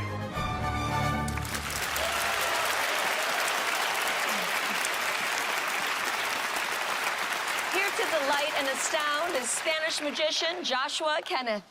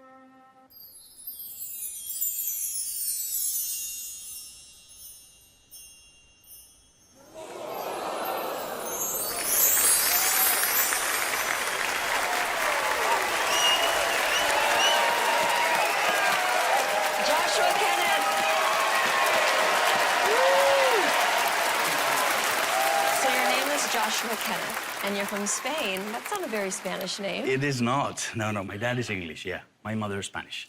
So tell me about where you're from. Galicia, up north. It's a small region in North Spain, and it's very rainy and very green. Very similar to Vegas, yeah. How do you dream up these acts? It depends. Sometimes it starts with the music. You hear a song and you say, oh, God, this is a magical song. It would be cool to do something with it. And then other times it's just the effect. I like visual magic, you know, where the spectator has to sit down and just enjoy. If you have to think too much or whatever, it's not my kind of magic. But yeah, I like visual, aesthetic magic, yeah. Okay, Joshua, I loved this trick. This was so beautiful. Let's find out if it fooled the boys. Thank you. Good luck. Well, we loved it too, Brooke.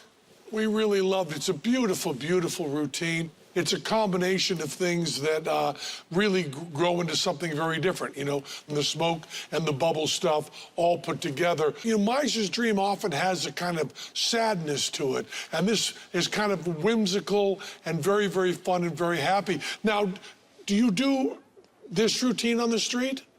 No. Okay. No, but you are a street performer, is that right? I perform some magic on the street, but never bubbles. Yeah, yeah. There's that wind problem. Yeah.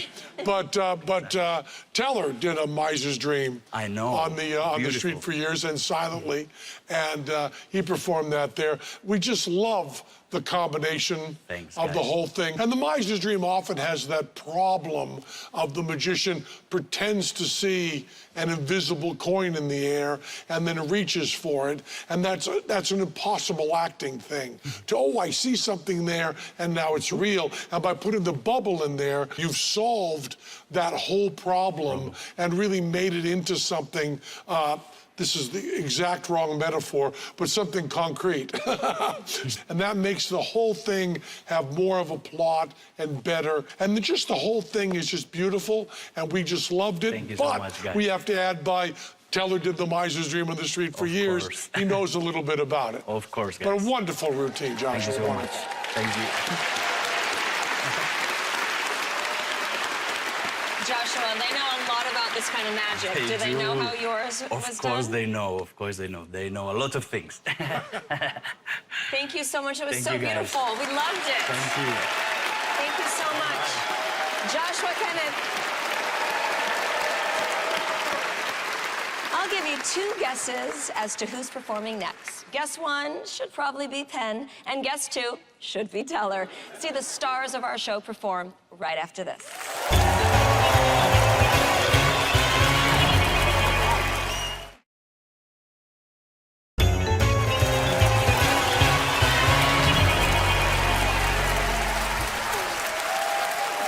Welcome back. Teller's here with a whole lot of balloons and Penn's on stage with 3 people from our studio audience who share a birthday today. I have no idea what these boys are up to, but it will be magical. Take it away, Penn.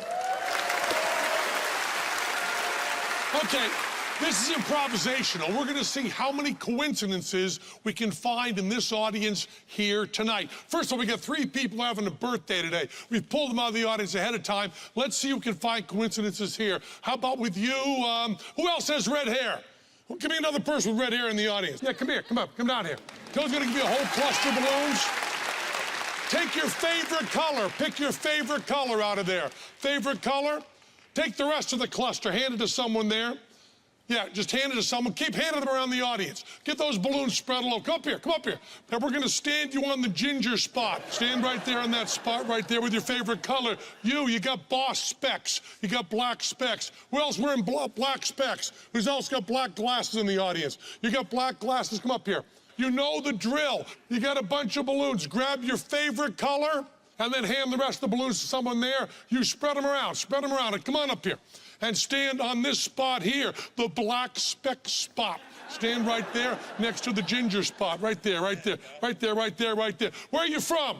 Oregon. Oregon? You're from Oregon. Who else from Oregon?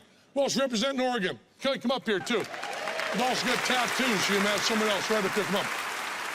Grab any color you want there, favorite balloon, then hand the rest of the cluster right over there. Boy, you check every box here, don't you?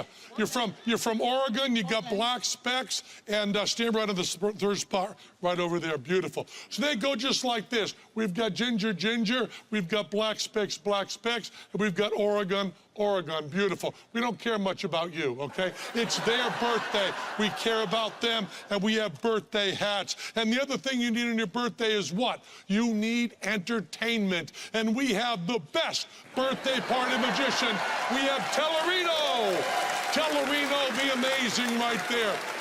I got a birthday hat for you. Want a birthday hat? There goes really nice with your red hair. Put it forward like that. Take a birthday hat, put it on, and pick a card from the amazing Tellerino. Pick up the amazing Tellerino. This will go well with your black specks. Put that on there, and then pick a card from the amazing Tellerino. Beautiful. And this will go well in Oregon. Put that on right there, and then pick a card for the amazing Tellerino. Now, those of you trying to stay ahead of us have probably noticed we got 49 balloons we had distributed all over the audience, and we have 3 balloons up here. And as you know very well, 3 and 49 is 52, and 52 is a very magic number in magic. That's the number of cards in a deck, and that's right. We have 52 balloons, and that's 52 cards. Our crew took a whole deck of cards, shuffled them up, folded them up, set them in balloons, and blew them up. If you shake your balloons just a little bit, you'll notice each one has a card in it.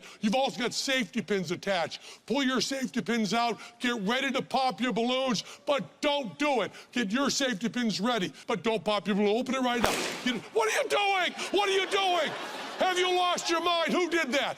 Okay, now we got 51 balloons. Great. Great, okay, but don't pop your balloons. Get your safety pins all ready. Don't pop your balloons. Now, what we did was we had your birthdays, right? We had you all pick cards. What card did you pick? You picked the 3 of spades. What card did you pick? Right out there, 5 of hearts. Keep holding that. What card did you pick?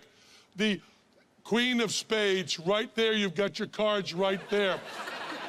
Now, Teller has got cupcakes for anybody that matches these. I'm going to count to 3. When I count to 3, on the 4th beat, right on the beat, you're all going to pop your balloons at the exact same time. It's going to sound fabulous. It'll sound like a soul single, just a bang of a snare hit, except for you, who screwed it up for everybody, but who cares? When you do this, the cards are going to fly all over the place, but your neighbors will help find your cards. Open them up as quickly as you can. If you have the 3 of spades, the 5 of hearts, or the Queen of spades, don't wait for anything. What are you doing? Who did that? Who did that? Now there's 50 balloons, but you'll pop at the exact same time. If you have one of those cards, the 3 of spades, the 5 of hearts, Queen of spades, don't wait for me to call you. Don't raise your hand. Don't do anything. Just run right up. You'll get a cupcake. Ready? Right on 4. 1, 2, 3. Okay. Oh, come on. Who are you, Willie Nelson? You're like 3 beats late. Who's got those cards? Who's got them? Who's got them? No one has them. Well, if you 3 have them, and they are lined up exactly, the chance of that a factorial, 52 times 51 times 50, seems very unlikely. Bring your ginger hair over here. Bring your ginger hair over here. Stand right next to me, right here. What card do you got? The 3 of spades. That's the 3 of clubs. That is very close. Very close. 3 of clubs. I'm so sorry. Club. Oh, I'm sorry. Hey, it wasn't my fault. Don't me. Okay. Got the 3 of spades. Now, why did you pick that balloon? Purple is my favorite color. Yeah, that's what I asked you to do. Pick your favorite color. Chance of this are 1 in 52. Pop it. And you pick it up, because I switched that bastard in a second. Pick it up there. You got the 3 of spades. What do you got there? I have, let's see, hold on 1 second. Hold it up to the camera. 3 of spades, not the 3 of clubs, 3 of spades. Get your cupcakes. Go back to your seat. Thank you so much. Go back to your seat. Happy birthday to you. That was 1 in 52. The next one is 52 times 51. That's 1 in 2,652. Bring your beautiful glasses over here. You have the 5 of hearts. Bring your beautiful glasses over here, would you please? And why'd you pick that balloon? Yeah, you followed the directions. 5 of hearts. Pop it, pop it, pop it. Pick it up, pick it up. You caught it. You caught it. That's fabulous. What do you got there? What do you got there? 5 of hearts. Hold it up. Get your cupcake. Get your cupcake back to your seat.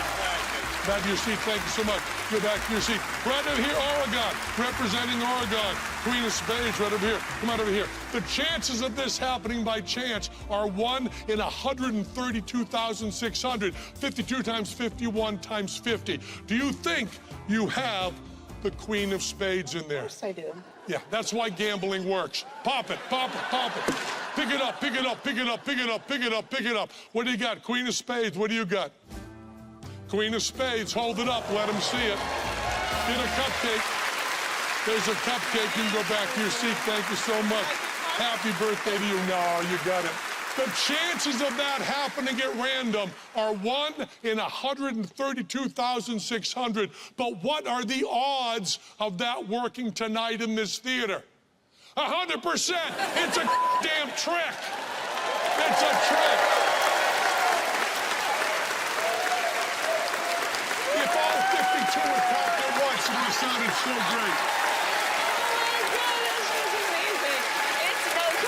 That tonight's show was amazing, and we can expect the same on our next episode of Fool Us. Good night, everyone.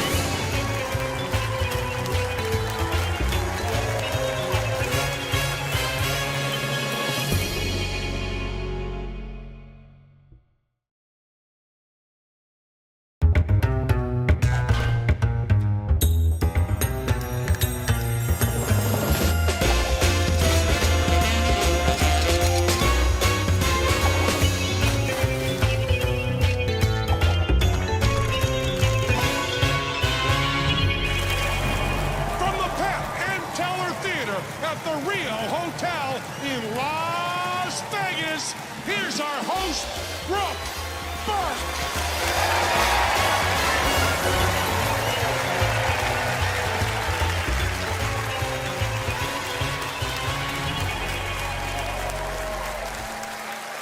Welcome to Fool Us. So anyone who follows my socials knows that I always rave about hosting this show. That's why I'm live streaming right now, because I wanted to show all of you what it's like to work with all of you. Yes. So together, let's all go crazy as we bring out two of Magic's biggest influencers, Penn and Teller.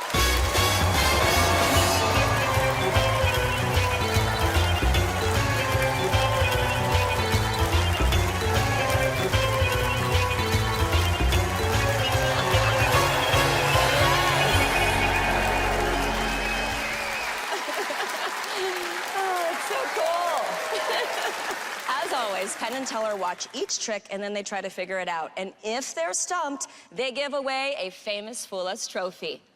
Oh, wait a second. I just got a DM. Oh, they're letting me know that we are ready for our first magician. I live in a remote part of Italy where the rhythms of nature are the only clock. In Italy, the past and the present compete.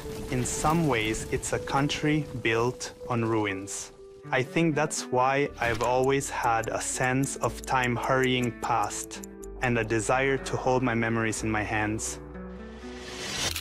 I'm a junior in college studying film, and big changes are coming fast.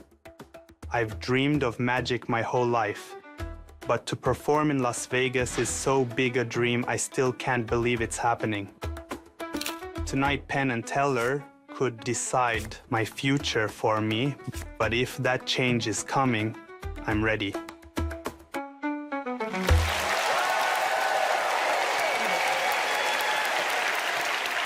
How about some magic from Italian magician Francesco Della Bona?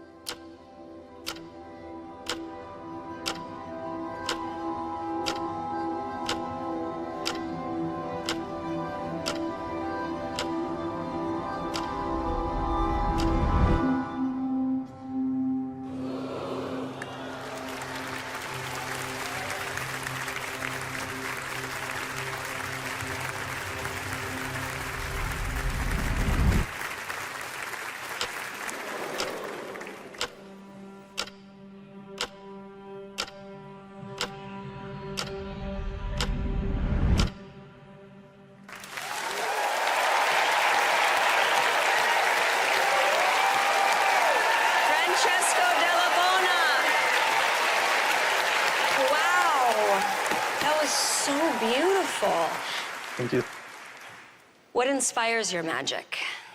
I study cinema, also arts, theater, and music. I think for a magician, it's very important not to focus only on magic. What do you hope to accomplish next in your magic career? My next goal is to perform around the world and creating my own one-man show. Do you prefer to do magic where language is not necessary? Yeah, I like when there is one act is international, like this one. In Korea, they are very famous to do manipulation. So an Italian that go to perform in Korea, it's something strange, but they love it, so I'm very happy.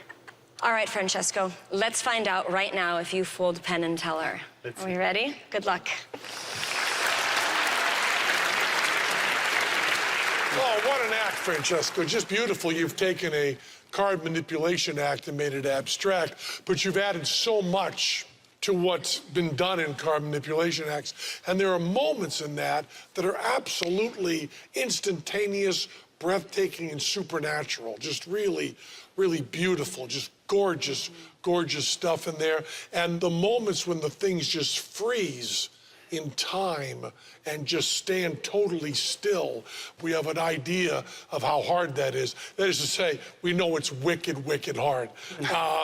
And it's just also beautiful and stark and simple. And you're Italian, so you know that wonderful movie, The Bicycle Thief, that's black and white and a piece of art and just gorgeous all the way through. We just loved it.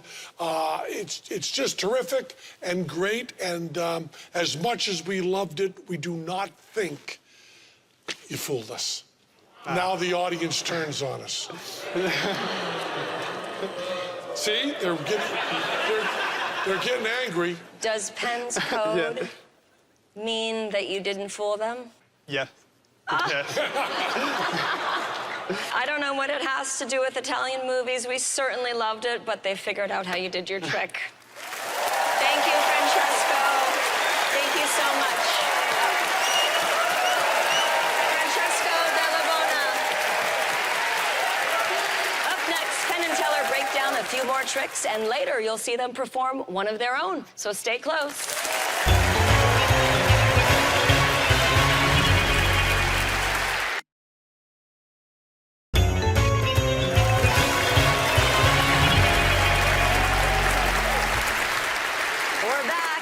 Show you a great trick by this next incredible magician. I'm a 16-year-old magician from Denver, Colorado. You walk into a dimly lit magic shop. A person behind the counter shows you a magic trick. Then they say, "So, you want to know how it's done?" And that's when you enter the rabbit hole. And magic is a very, very deep rabbit hole. My first love was coin magic. The weight in my hands, the glimmer, the shine, it really called me in. I wanted to do my own solo magic show.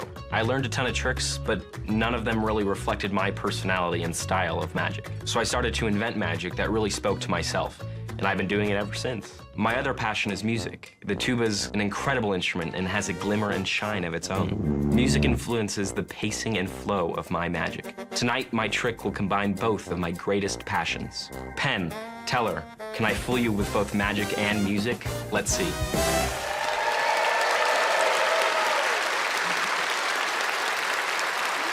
Here to bring some class to the program, it's Liam Abner.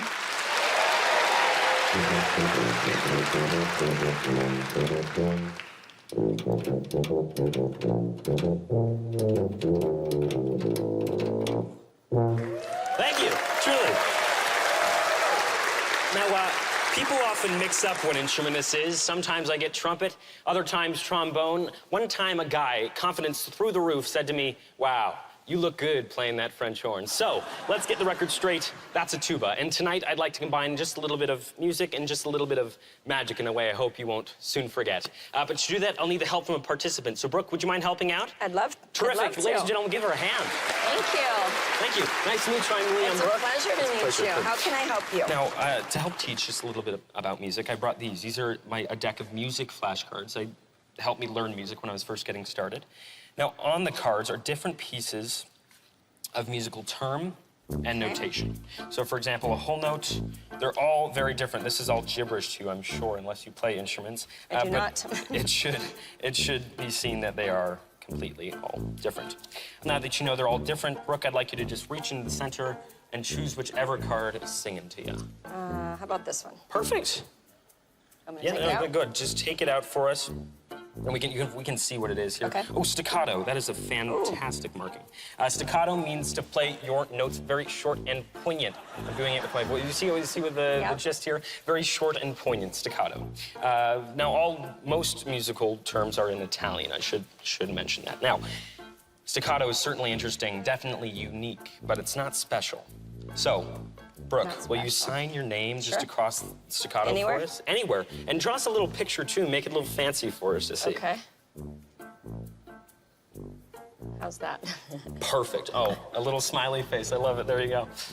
Thank you. I'll take that. We don't need that anymore. Okay. And now we have the cards, the staccato marking. Brooke, you're going to take this staccato and you're going to place it anywhere inside of the pack of cards. Just go ahead. Okay. Just wherever. You ready? Yep.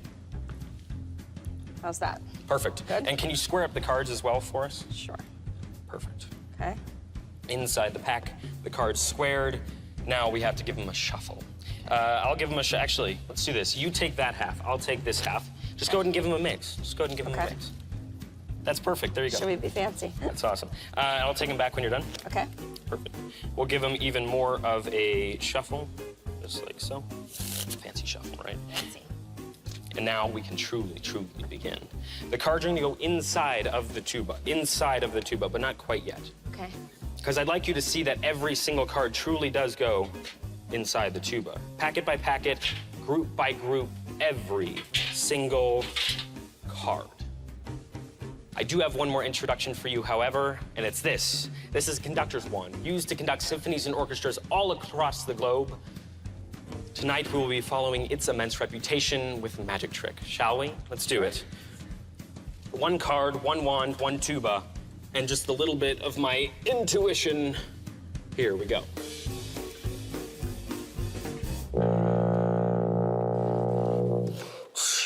I think we got one, Brooke. I really do think we got one. One card. What was your card again, Brooke?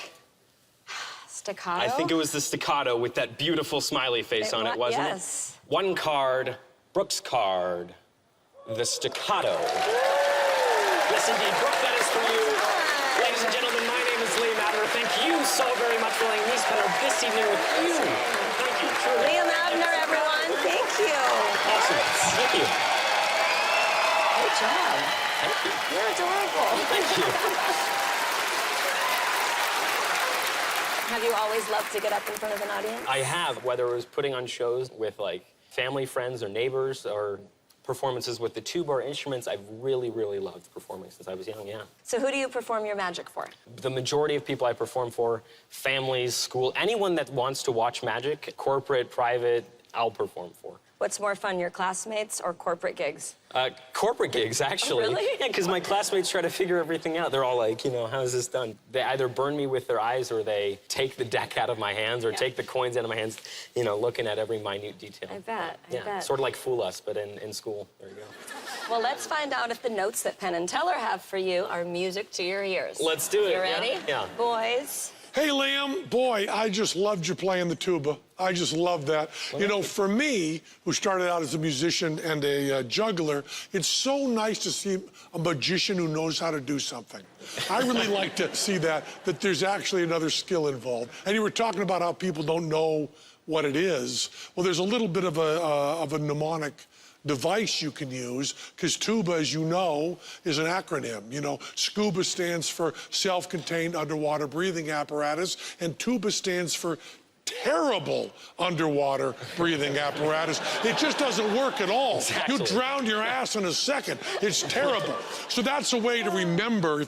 You had control of the tuba, you had control of the card trick, you had all of that going together. That's a rough thing to do. You did a great job all the way through, really liked it. And you know, I play upright bass, and electric bass, and I've always loved the sound of tuba, and one of these days I'm going to take a stab at it. It's a fabulous instrument. You play it really well, and it's great to have you on the show, and we just love that whole routine, because a card fountain coming out of the bell of a tuba is like such a perfect cartoon image. It just looked beautiful that way, and so we absolutely loved it. I snuck in a few terms, and we'll find out if you kind of dug what we were laying down. What do you think? Do you think they figured it out? I think they got me, but that's right. This has been a whole ton of fun, so thank you. This is awesome. We really enjoyed that. There you go. And I wish you so much luck. Thank you, Liam. Thank you so Everybody much. give it up for Liam Abner.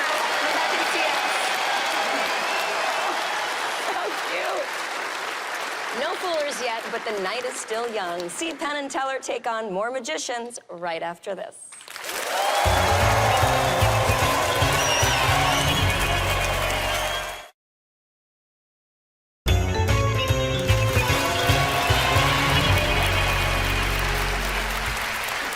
Welcome back to Fool Us. Let's meet the next magician who's messing with P&T.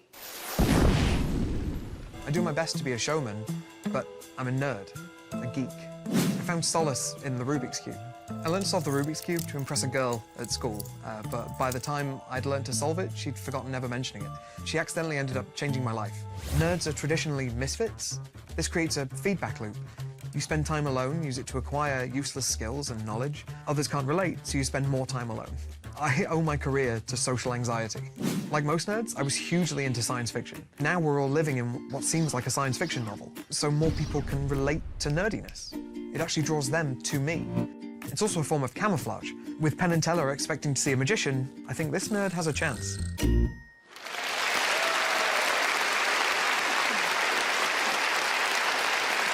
From Scotland, give it up for Tom Crosby.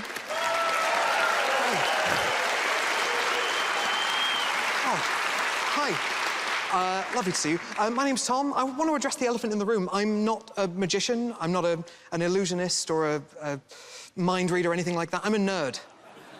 It's true. That's what I do. I'm a nerd. What that means is that I collect completely useless skills, and I make them vaguely entertaining. You'll see what I mean over the next couple of minutes. It will feel much longer. But I'm obsessed particularly with the Rubik's Cube. A lot of people can't solve a Rubik's Cube. I think they have friends and social lives. Instead, I created a cube that anyone in the world can solve. Would you like to see it? I thought you might. It's this. Jeez. This is a completely white Rubik's Cube. Surprisingly easy to solve, quite difficult to mix up, if I'm being honest. But a cube needs to be moved 20 times before it's considered properly mixed, and that will put the cube into any one of 43 quintillion combinations. That means that any cube can be solved in 20 moves. It might take a supercomputer to tell you what those moves are, but it can be done, and I love that.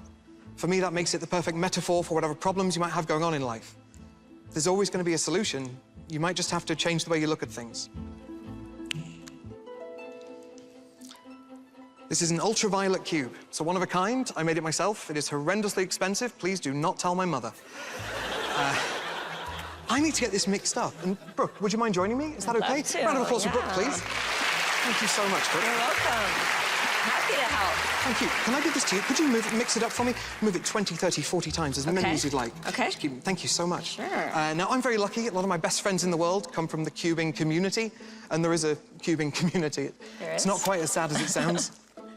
Okay. All right, it's as sad as it sounds. That's not the point. If you go to one of those cubing competitions, they have different categories you can compete in. There is the fastest single solve, which is solving one cube, not solving for single people. Just feel like that needs addressing. The fastest one-handed solve, the fastest blindfolded solve.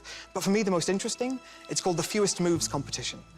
And the idea behind the fewest moves competition is you get given a mixed-up cube. Thank you, Brooke. You're welcome. You can take a seat. Okay, That's right. Thank you so much. Round of applause.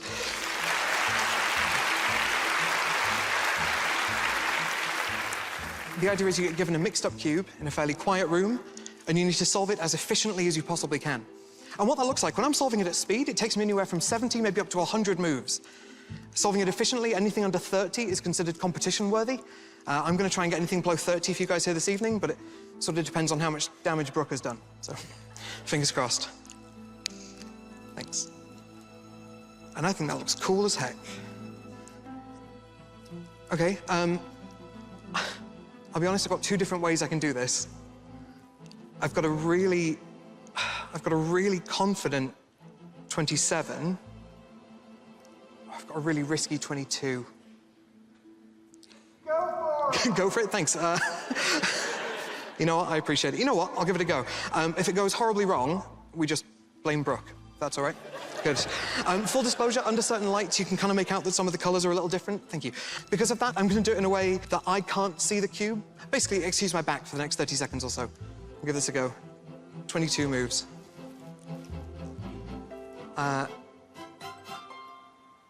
Okay, this is...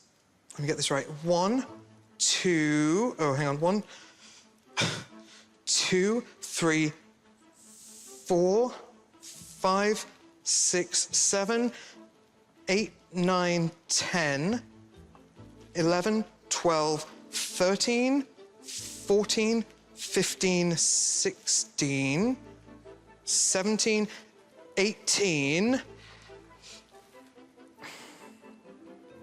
I think I know where I went wrong, if that helps. Should have stayed in Scotland. That was 18, right? 19, 20, 21, 22. Did I say 22? That's a shame. Looks fine. Can we just end there and say it worked? This is always the scariest part, because I don't find out if it's worked until you do. Friends, in a second, I'm going to snap my fingers and we're going to find out if this is solved. And if it is, I'm going to go backstage and genuinely be delighted with myself and matching my personal best in front of you lovely people here this evening. And if it's not solved, I'm going to go backstage and cry and avoid you all like the plague till I go home. Either way, fingers crossed. Let's see how we did. 22 moves. Did we get it? That looks pretty solved to me. Good. We got there in the end.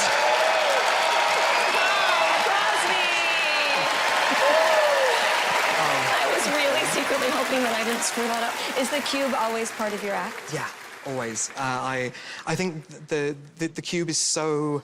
It's so iconic, right? Everyone knows how difficult they are. I mean, the big secret is you can learn to solve it, right? Do you think anyone can learn to solve it? Anyone can learn to solve it. The fastest I've ever done it personally was 10.1 seconds. Wow. I got pretty lucky, but when you realize that the world record is currently like 3.1 seconds... Oh, wow. Oh, it gets weirder. The guy that has that world record has a girlfriend. Do you think you're a role model for nerds? I did a show a couple of years ago, and a mom sent me a picture of their 8-year-old kid's homework where they talked about how proud they were to be a nerd after they'd seen my show. And I'm all for that. I think nerd pride represents all the way. I love that so much. Well, Tom, it's time to find out if Penn and Teller have puzzled out a solution to your magic trick. Boys? Well, Tom, this really clicks off a lot of stuff for us. You're just so charming, so funny, and the trick is completely, as far as I know, original. It's just really wonderful and beautiful and all the way through, and we loved everything about it. And when a trick charms us this much, when a performer charms us this much, we really don't give a damn if you fooled us or not. But we are forced to play the game. Sure. May I speak frankly? Because in this case, I don't want to give away the secret, but I don't know how to ask you because there's not really code words for this. Teller and I thought two things that are kind of the same. We thought that the whole secret is the light source. I mean, maybe there's something else beside ultraviolet that can make them glow two different ways. Or we also thought, more likely, that there was an internal light source that looked a lot like the external light source. And you could switch from the internal to the external, and one way it looked unsolved, or that would be the legit way, and the other way made it look solved. If I've given away too much, and this is the way you did it, we will cut this out, so it'll be only the people here that hear it. But has it got to do with the light sources? It's nothing to do with the light sources. Nothing at all? Nothing at all. Bring the trophy down.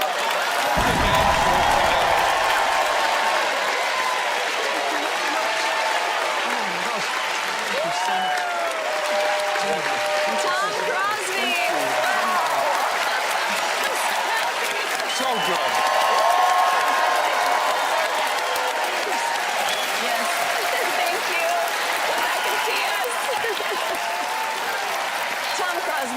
Penn and Teller and is walking away with a Fool Us trophy. More magic coming up after this quick break.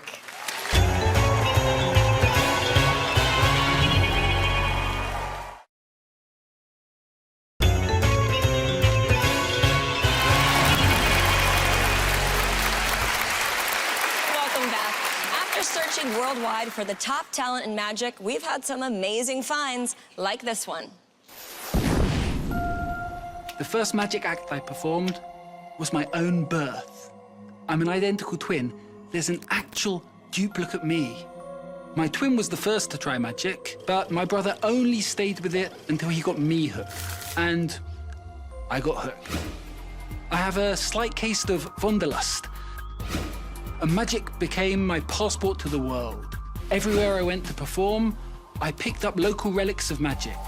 A coin here, a card there, a potion or an elixir. I finally settled in Japan, where I fell in love with the culture and with my wife Naoko. But Vegas is one place I haven't been, and Penn and Teller are emperors of magic here. But because of my travels, in a sense, I bring the rest of the world against them. A world war of magic. May the best man or men win.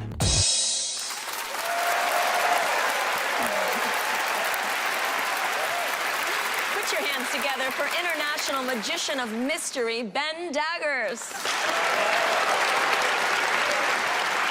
Hallo, hallo, ich heiße Ben und ich bin sehr, sehr froh, dass ich für Penn und Teller meine Zauberkünste zeigen kann. Ich habe 3 Münzen. 1, 2 und 3. Sprechen Sie Deutsch? Ja? Nein? Nein. Nein? Moment mal.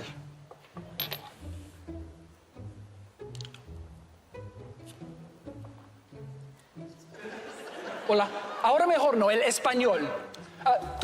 Solo un poco. ¿Y tú? Un momento.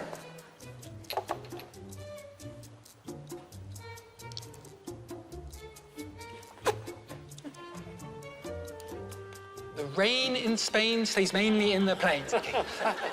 You speak English? Yes, a little bit. You can work on the accent a little. Sorry. But you understand me at least? Yes. Wonderful. I should probably explain. I was looking for something to clean these old English coins, and I bought a bottle of, well, what I thought was a bottle of polish. Turns out it wasn't polish, no, it was a bottle of Polish. Anyway, I went back and bought every language they had. So this one I haven't tried yet. I think this is Chinese. Hang on. Ironically, this does smell like the sort of thing you'd use to polish your silverware. Actually, before I do something with these, maybe I could use this to give my coins a little clean. A few drops of this, and we should be good as...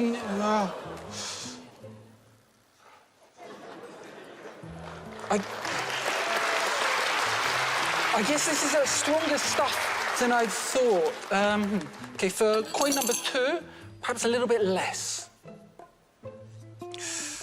Okay, that's looking already much... No, I really am going to have to water this down because this really is... maybe a little saliva will do the trick. 2.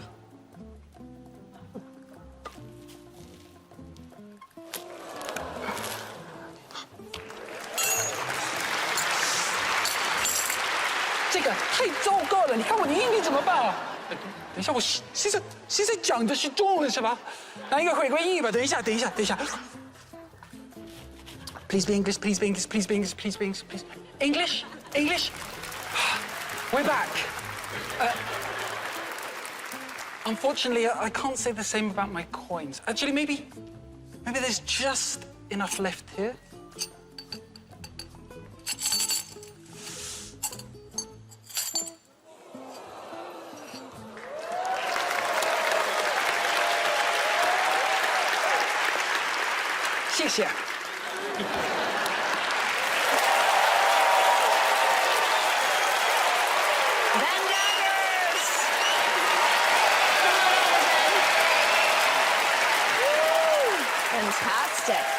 Yes, yeah. Oh.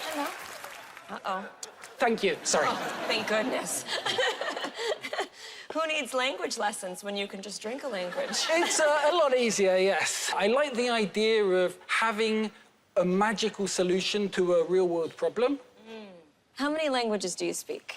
So, to varying degrees of rust, 5. 5? Impressive. The 4 you've seen here and Japanese. Really? I've lived in Japan for the last 13 years, so I didn't get a chance to show that off today. And how does magic, a trick like this, translate in Japan? It's almost the reverse. I'll go to the audience, they're expecting a show in Japanese, and I will just start speaking English at breakneck speed. And all the Japanese audience are like, do we not read the small print? Is the entire show going to be in English? And then I'll get the Japanese bottle out, drink that, and suddenly the problems are solved.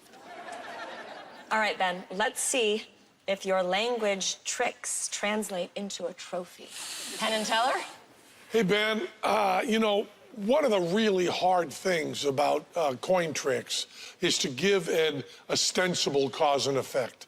That's really, really difficult. People put things in their hands and they change, and there's really no reason for it, so the audience can only think about how is that being done? You know, what is the trick on this? And you found this wonderful plot, which is so difficult with coin magic to have a plot, just kept us spellbound as you went through this whole thing. And we had to keep reminding ourselves that our job was to watch you do the magic and see the techniques, because the idea is so good. We have seen a zillion coin tricks, we really have.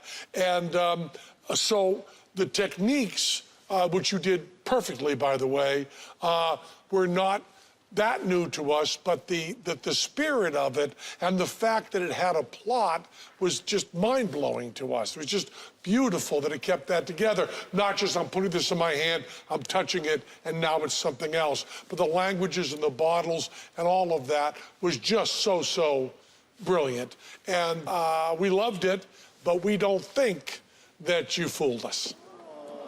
Oh, come on, don't turn on me.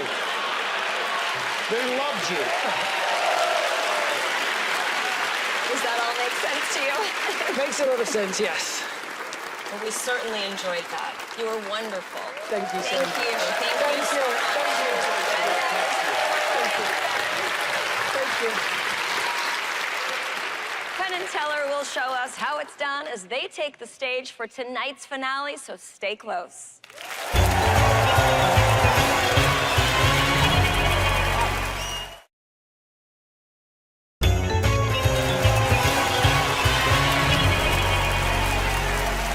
Welcome back. Closing up tonight's show are my friends and Las Vegas legends, Penn and Teller. Well, stay right here, Brooke, because we wrote this bit for you. For me? Yeah, the whole last season, every magician that came out here, they do a trick, and then we would talk in our little code, and then you would seem a little bit exasperated or a little bit left out. So we wrote a bit where we're going to explain the code to you. Nice. So we need Thank a you. magician out here, and who better as a magician out here than our dear friend and 5-time Fool Us winner, Jandro. Come on out, Jandro. Buenas noches, adiós amigos, adiós. Hello, hola, ¿cómo estás? Qué alegría, how happy I am. Very fast trick, very good, but very fast. Okay, get one card, the one you want, and you put your name. Okay. Very fast. Okay. Very fast, but very good. Very fast, okay. I don't mind. Now? I don't mind. Okay. Put it face up, it's better if I see, because... You can see it? Yes, of course, it's better to guess. Put your name. Okay. You know your name? I do. Put it there. Oh, that Okay. is so... Oh, sorry. Oh, yes. You put it there? Yeah. Okay. Put the card in the middle, wherever you want. Okay. Where are you from? Los Angeles. Oh, Los Angeles is so nice. I love Los... I've never been there. Never. You need to come. Please, can get the marker. Okay. Tap there. Tap. Just tap it? Tap. And now tap in the pocket. Look. Beep. Tap. Really? Yeah, tap. Did you like? Is he for real, you guys? Look. If you tap, look. Oh my God. Oh my God. But wait, because I have a question. I have a question. Not me. The deck has a question, not for you, for them. Did I fool you? Did I fool you? Did I fool you? Did I fool you? Did I fool you? All the cards, all the cards, all the cards say, did I fool you? Yes, I fooled you. The trophy. Boys, Penn and Teller, did he fool you? Brooke, listen carefully, because we're going to talk in code as we bust Hondro's trick. We love the trick. It was just great.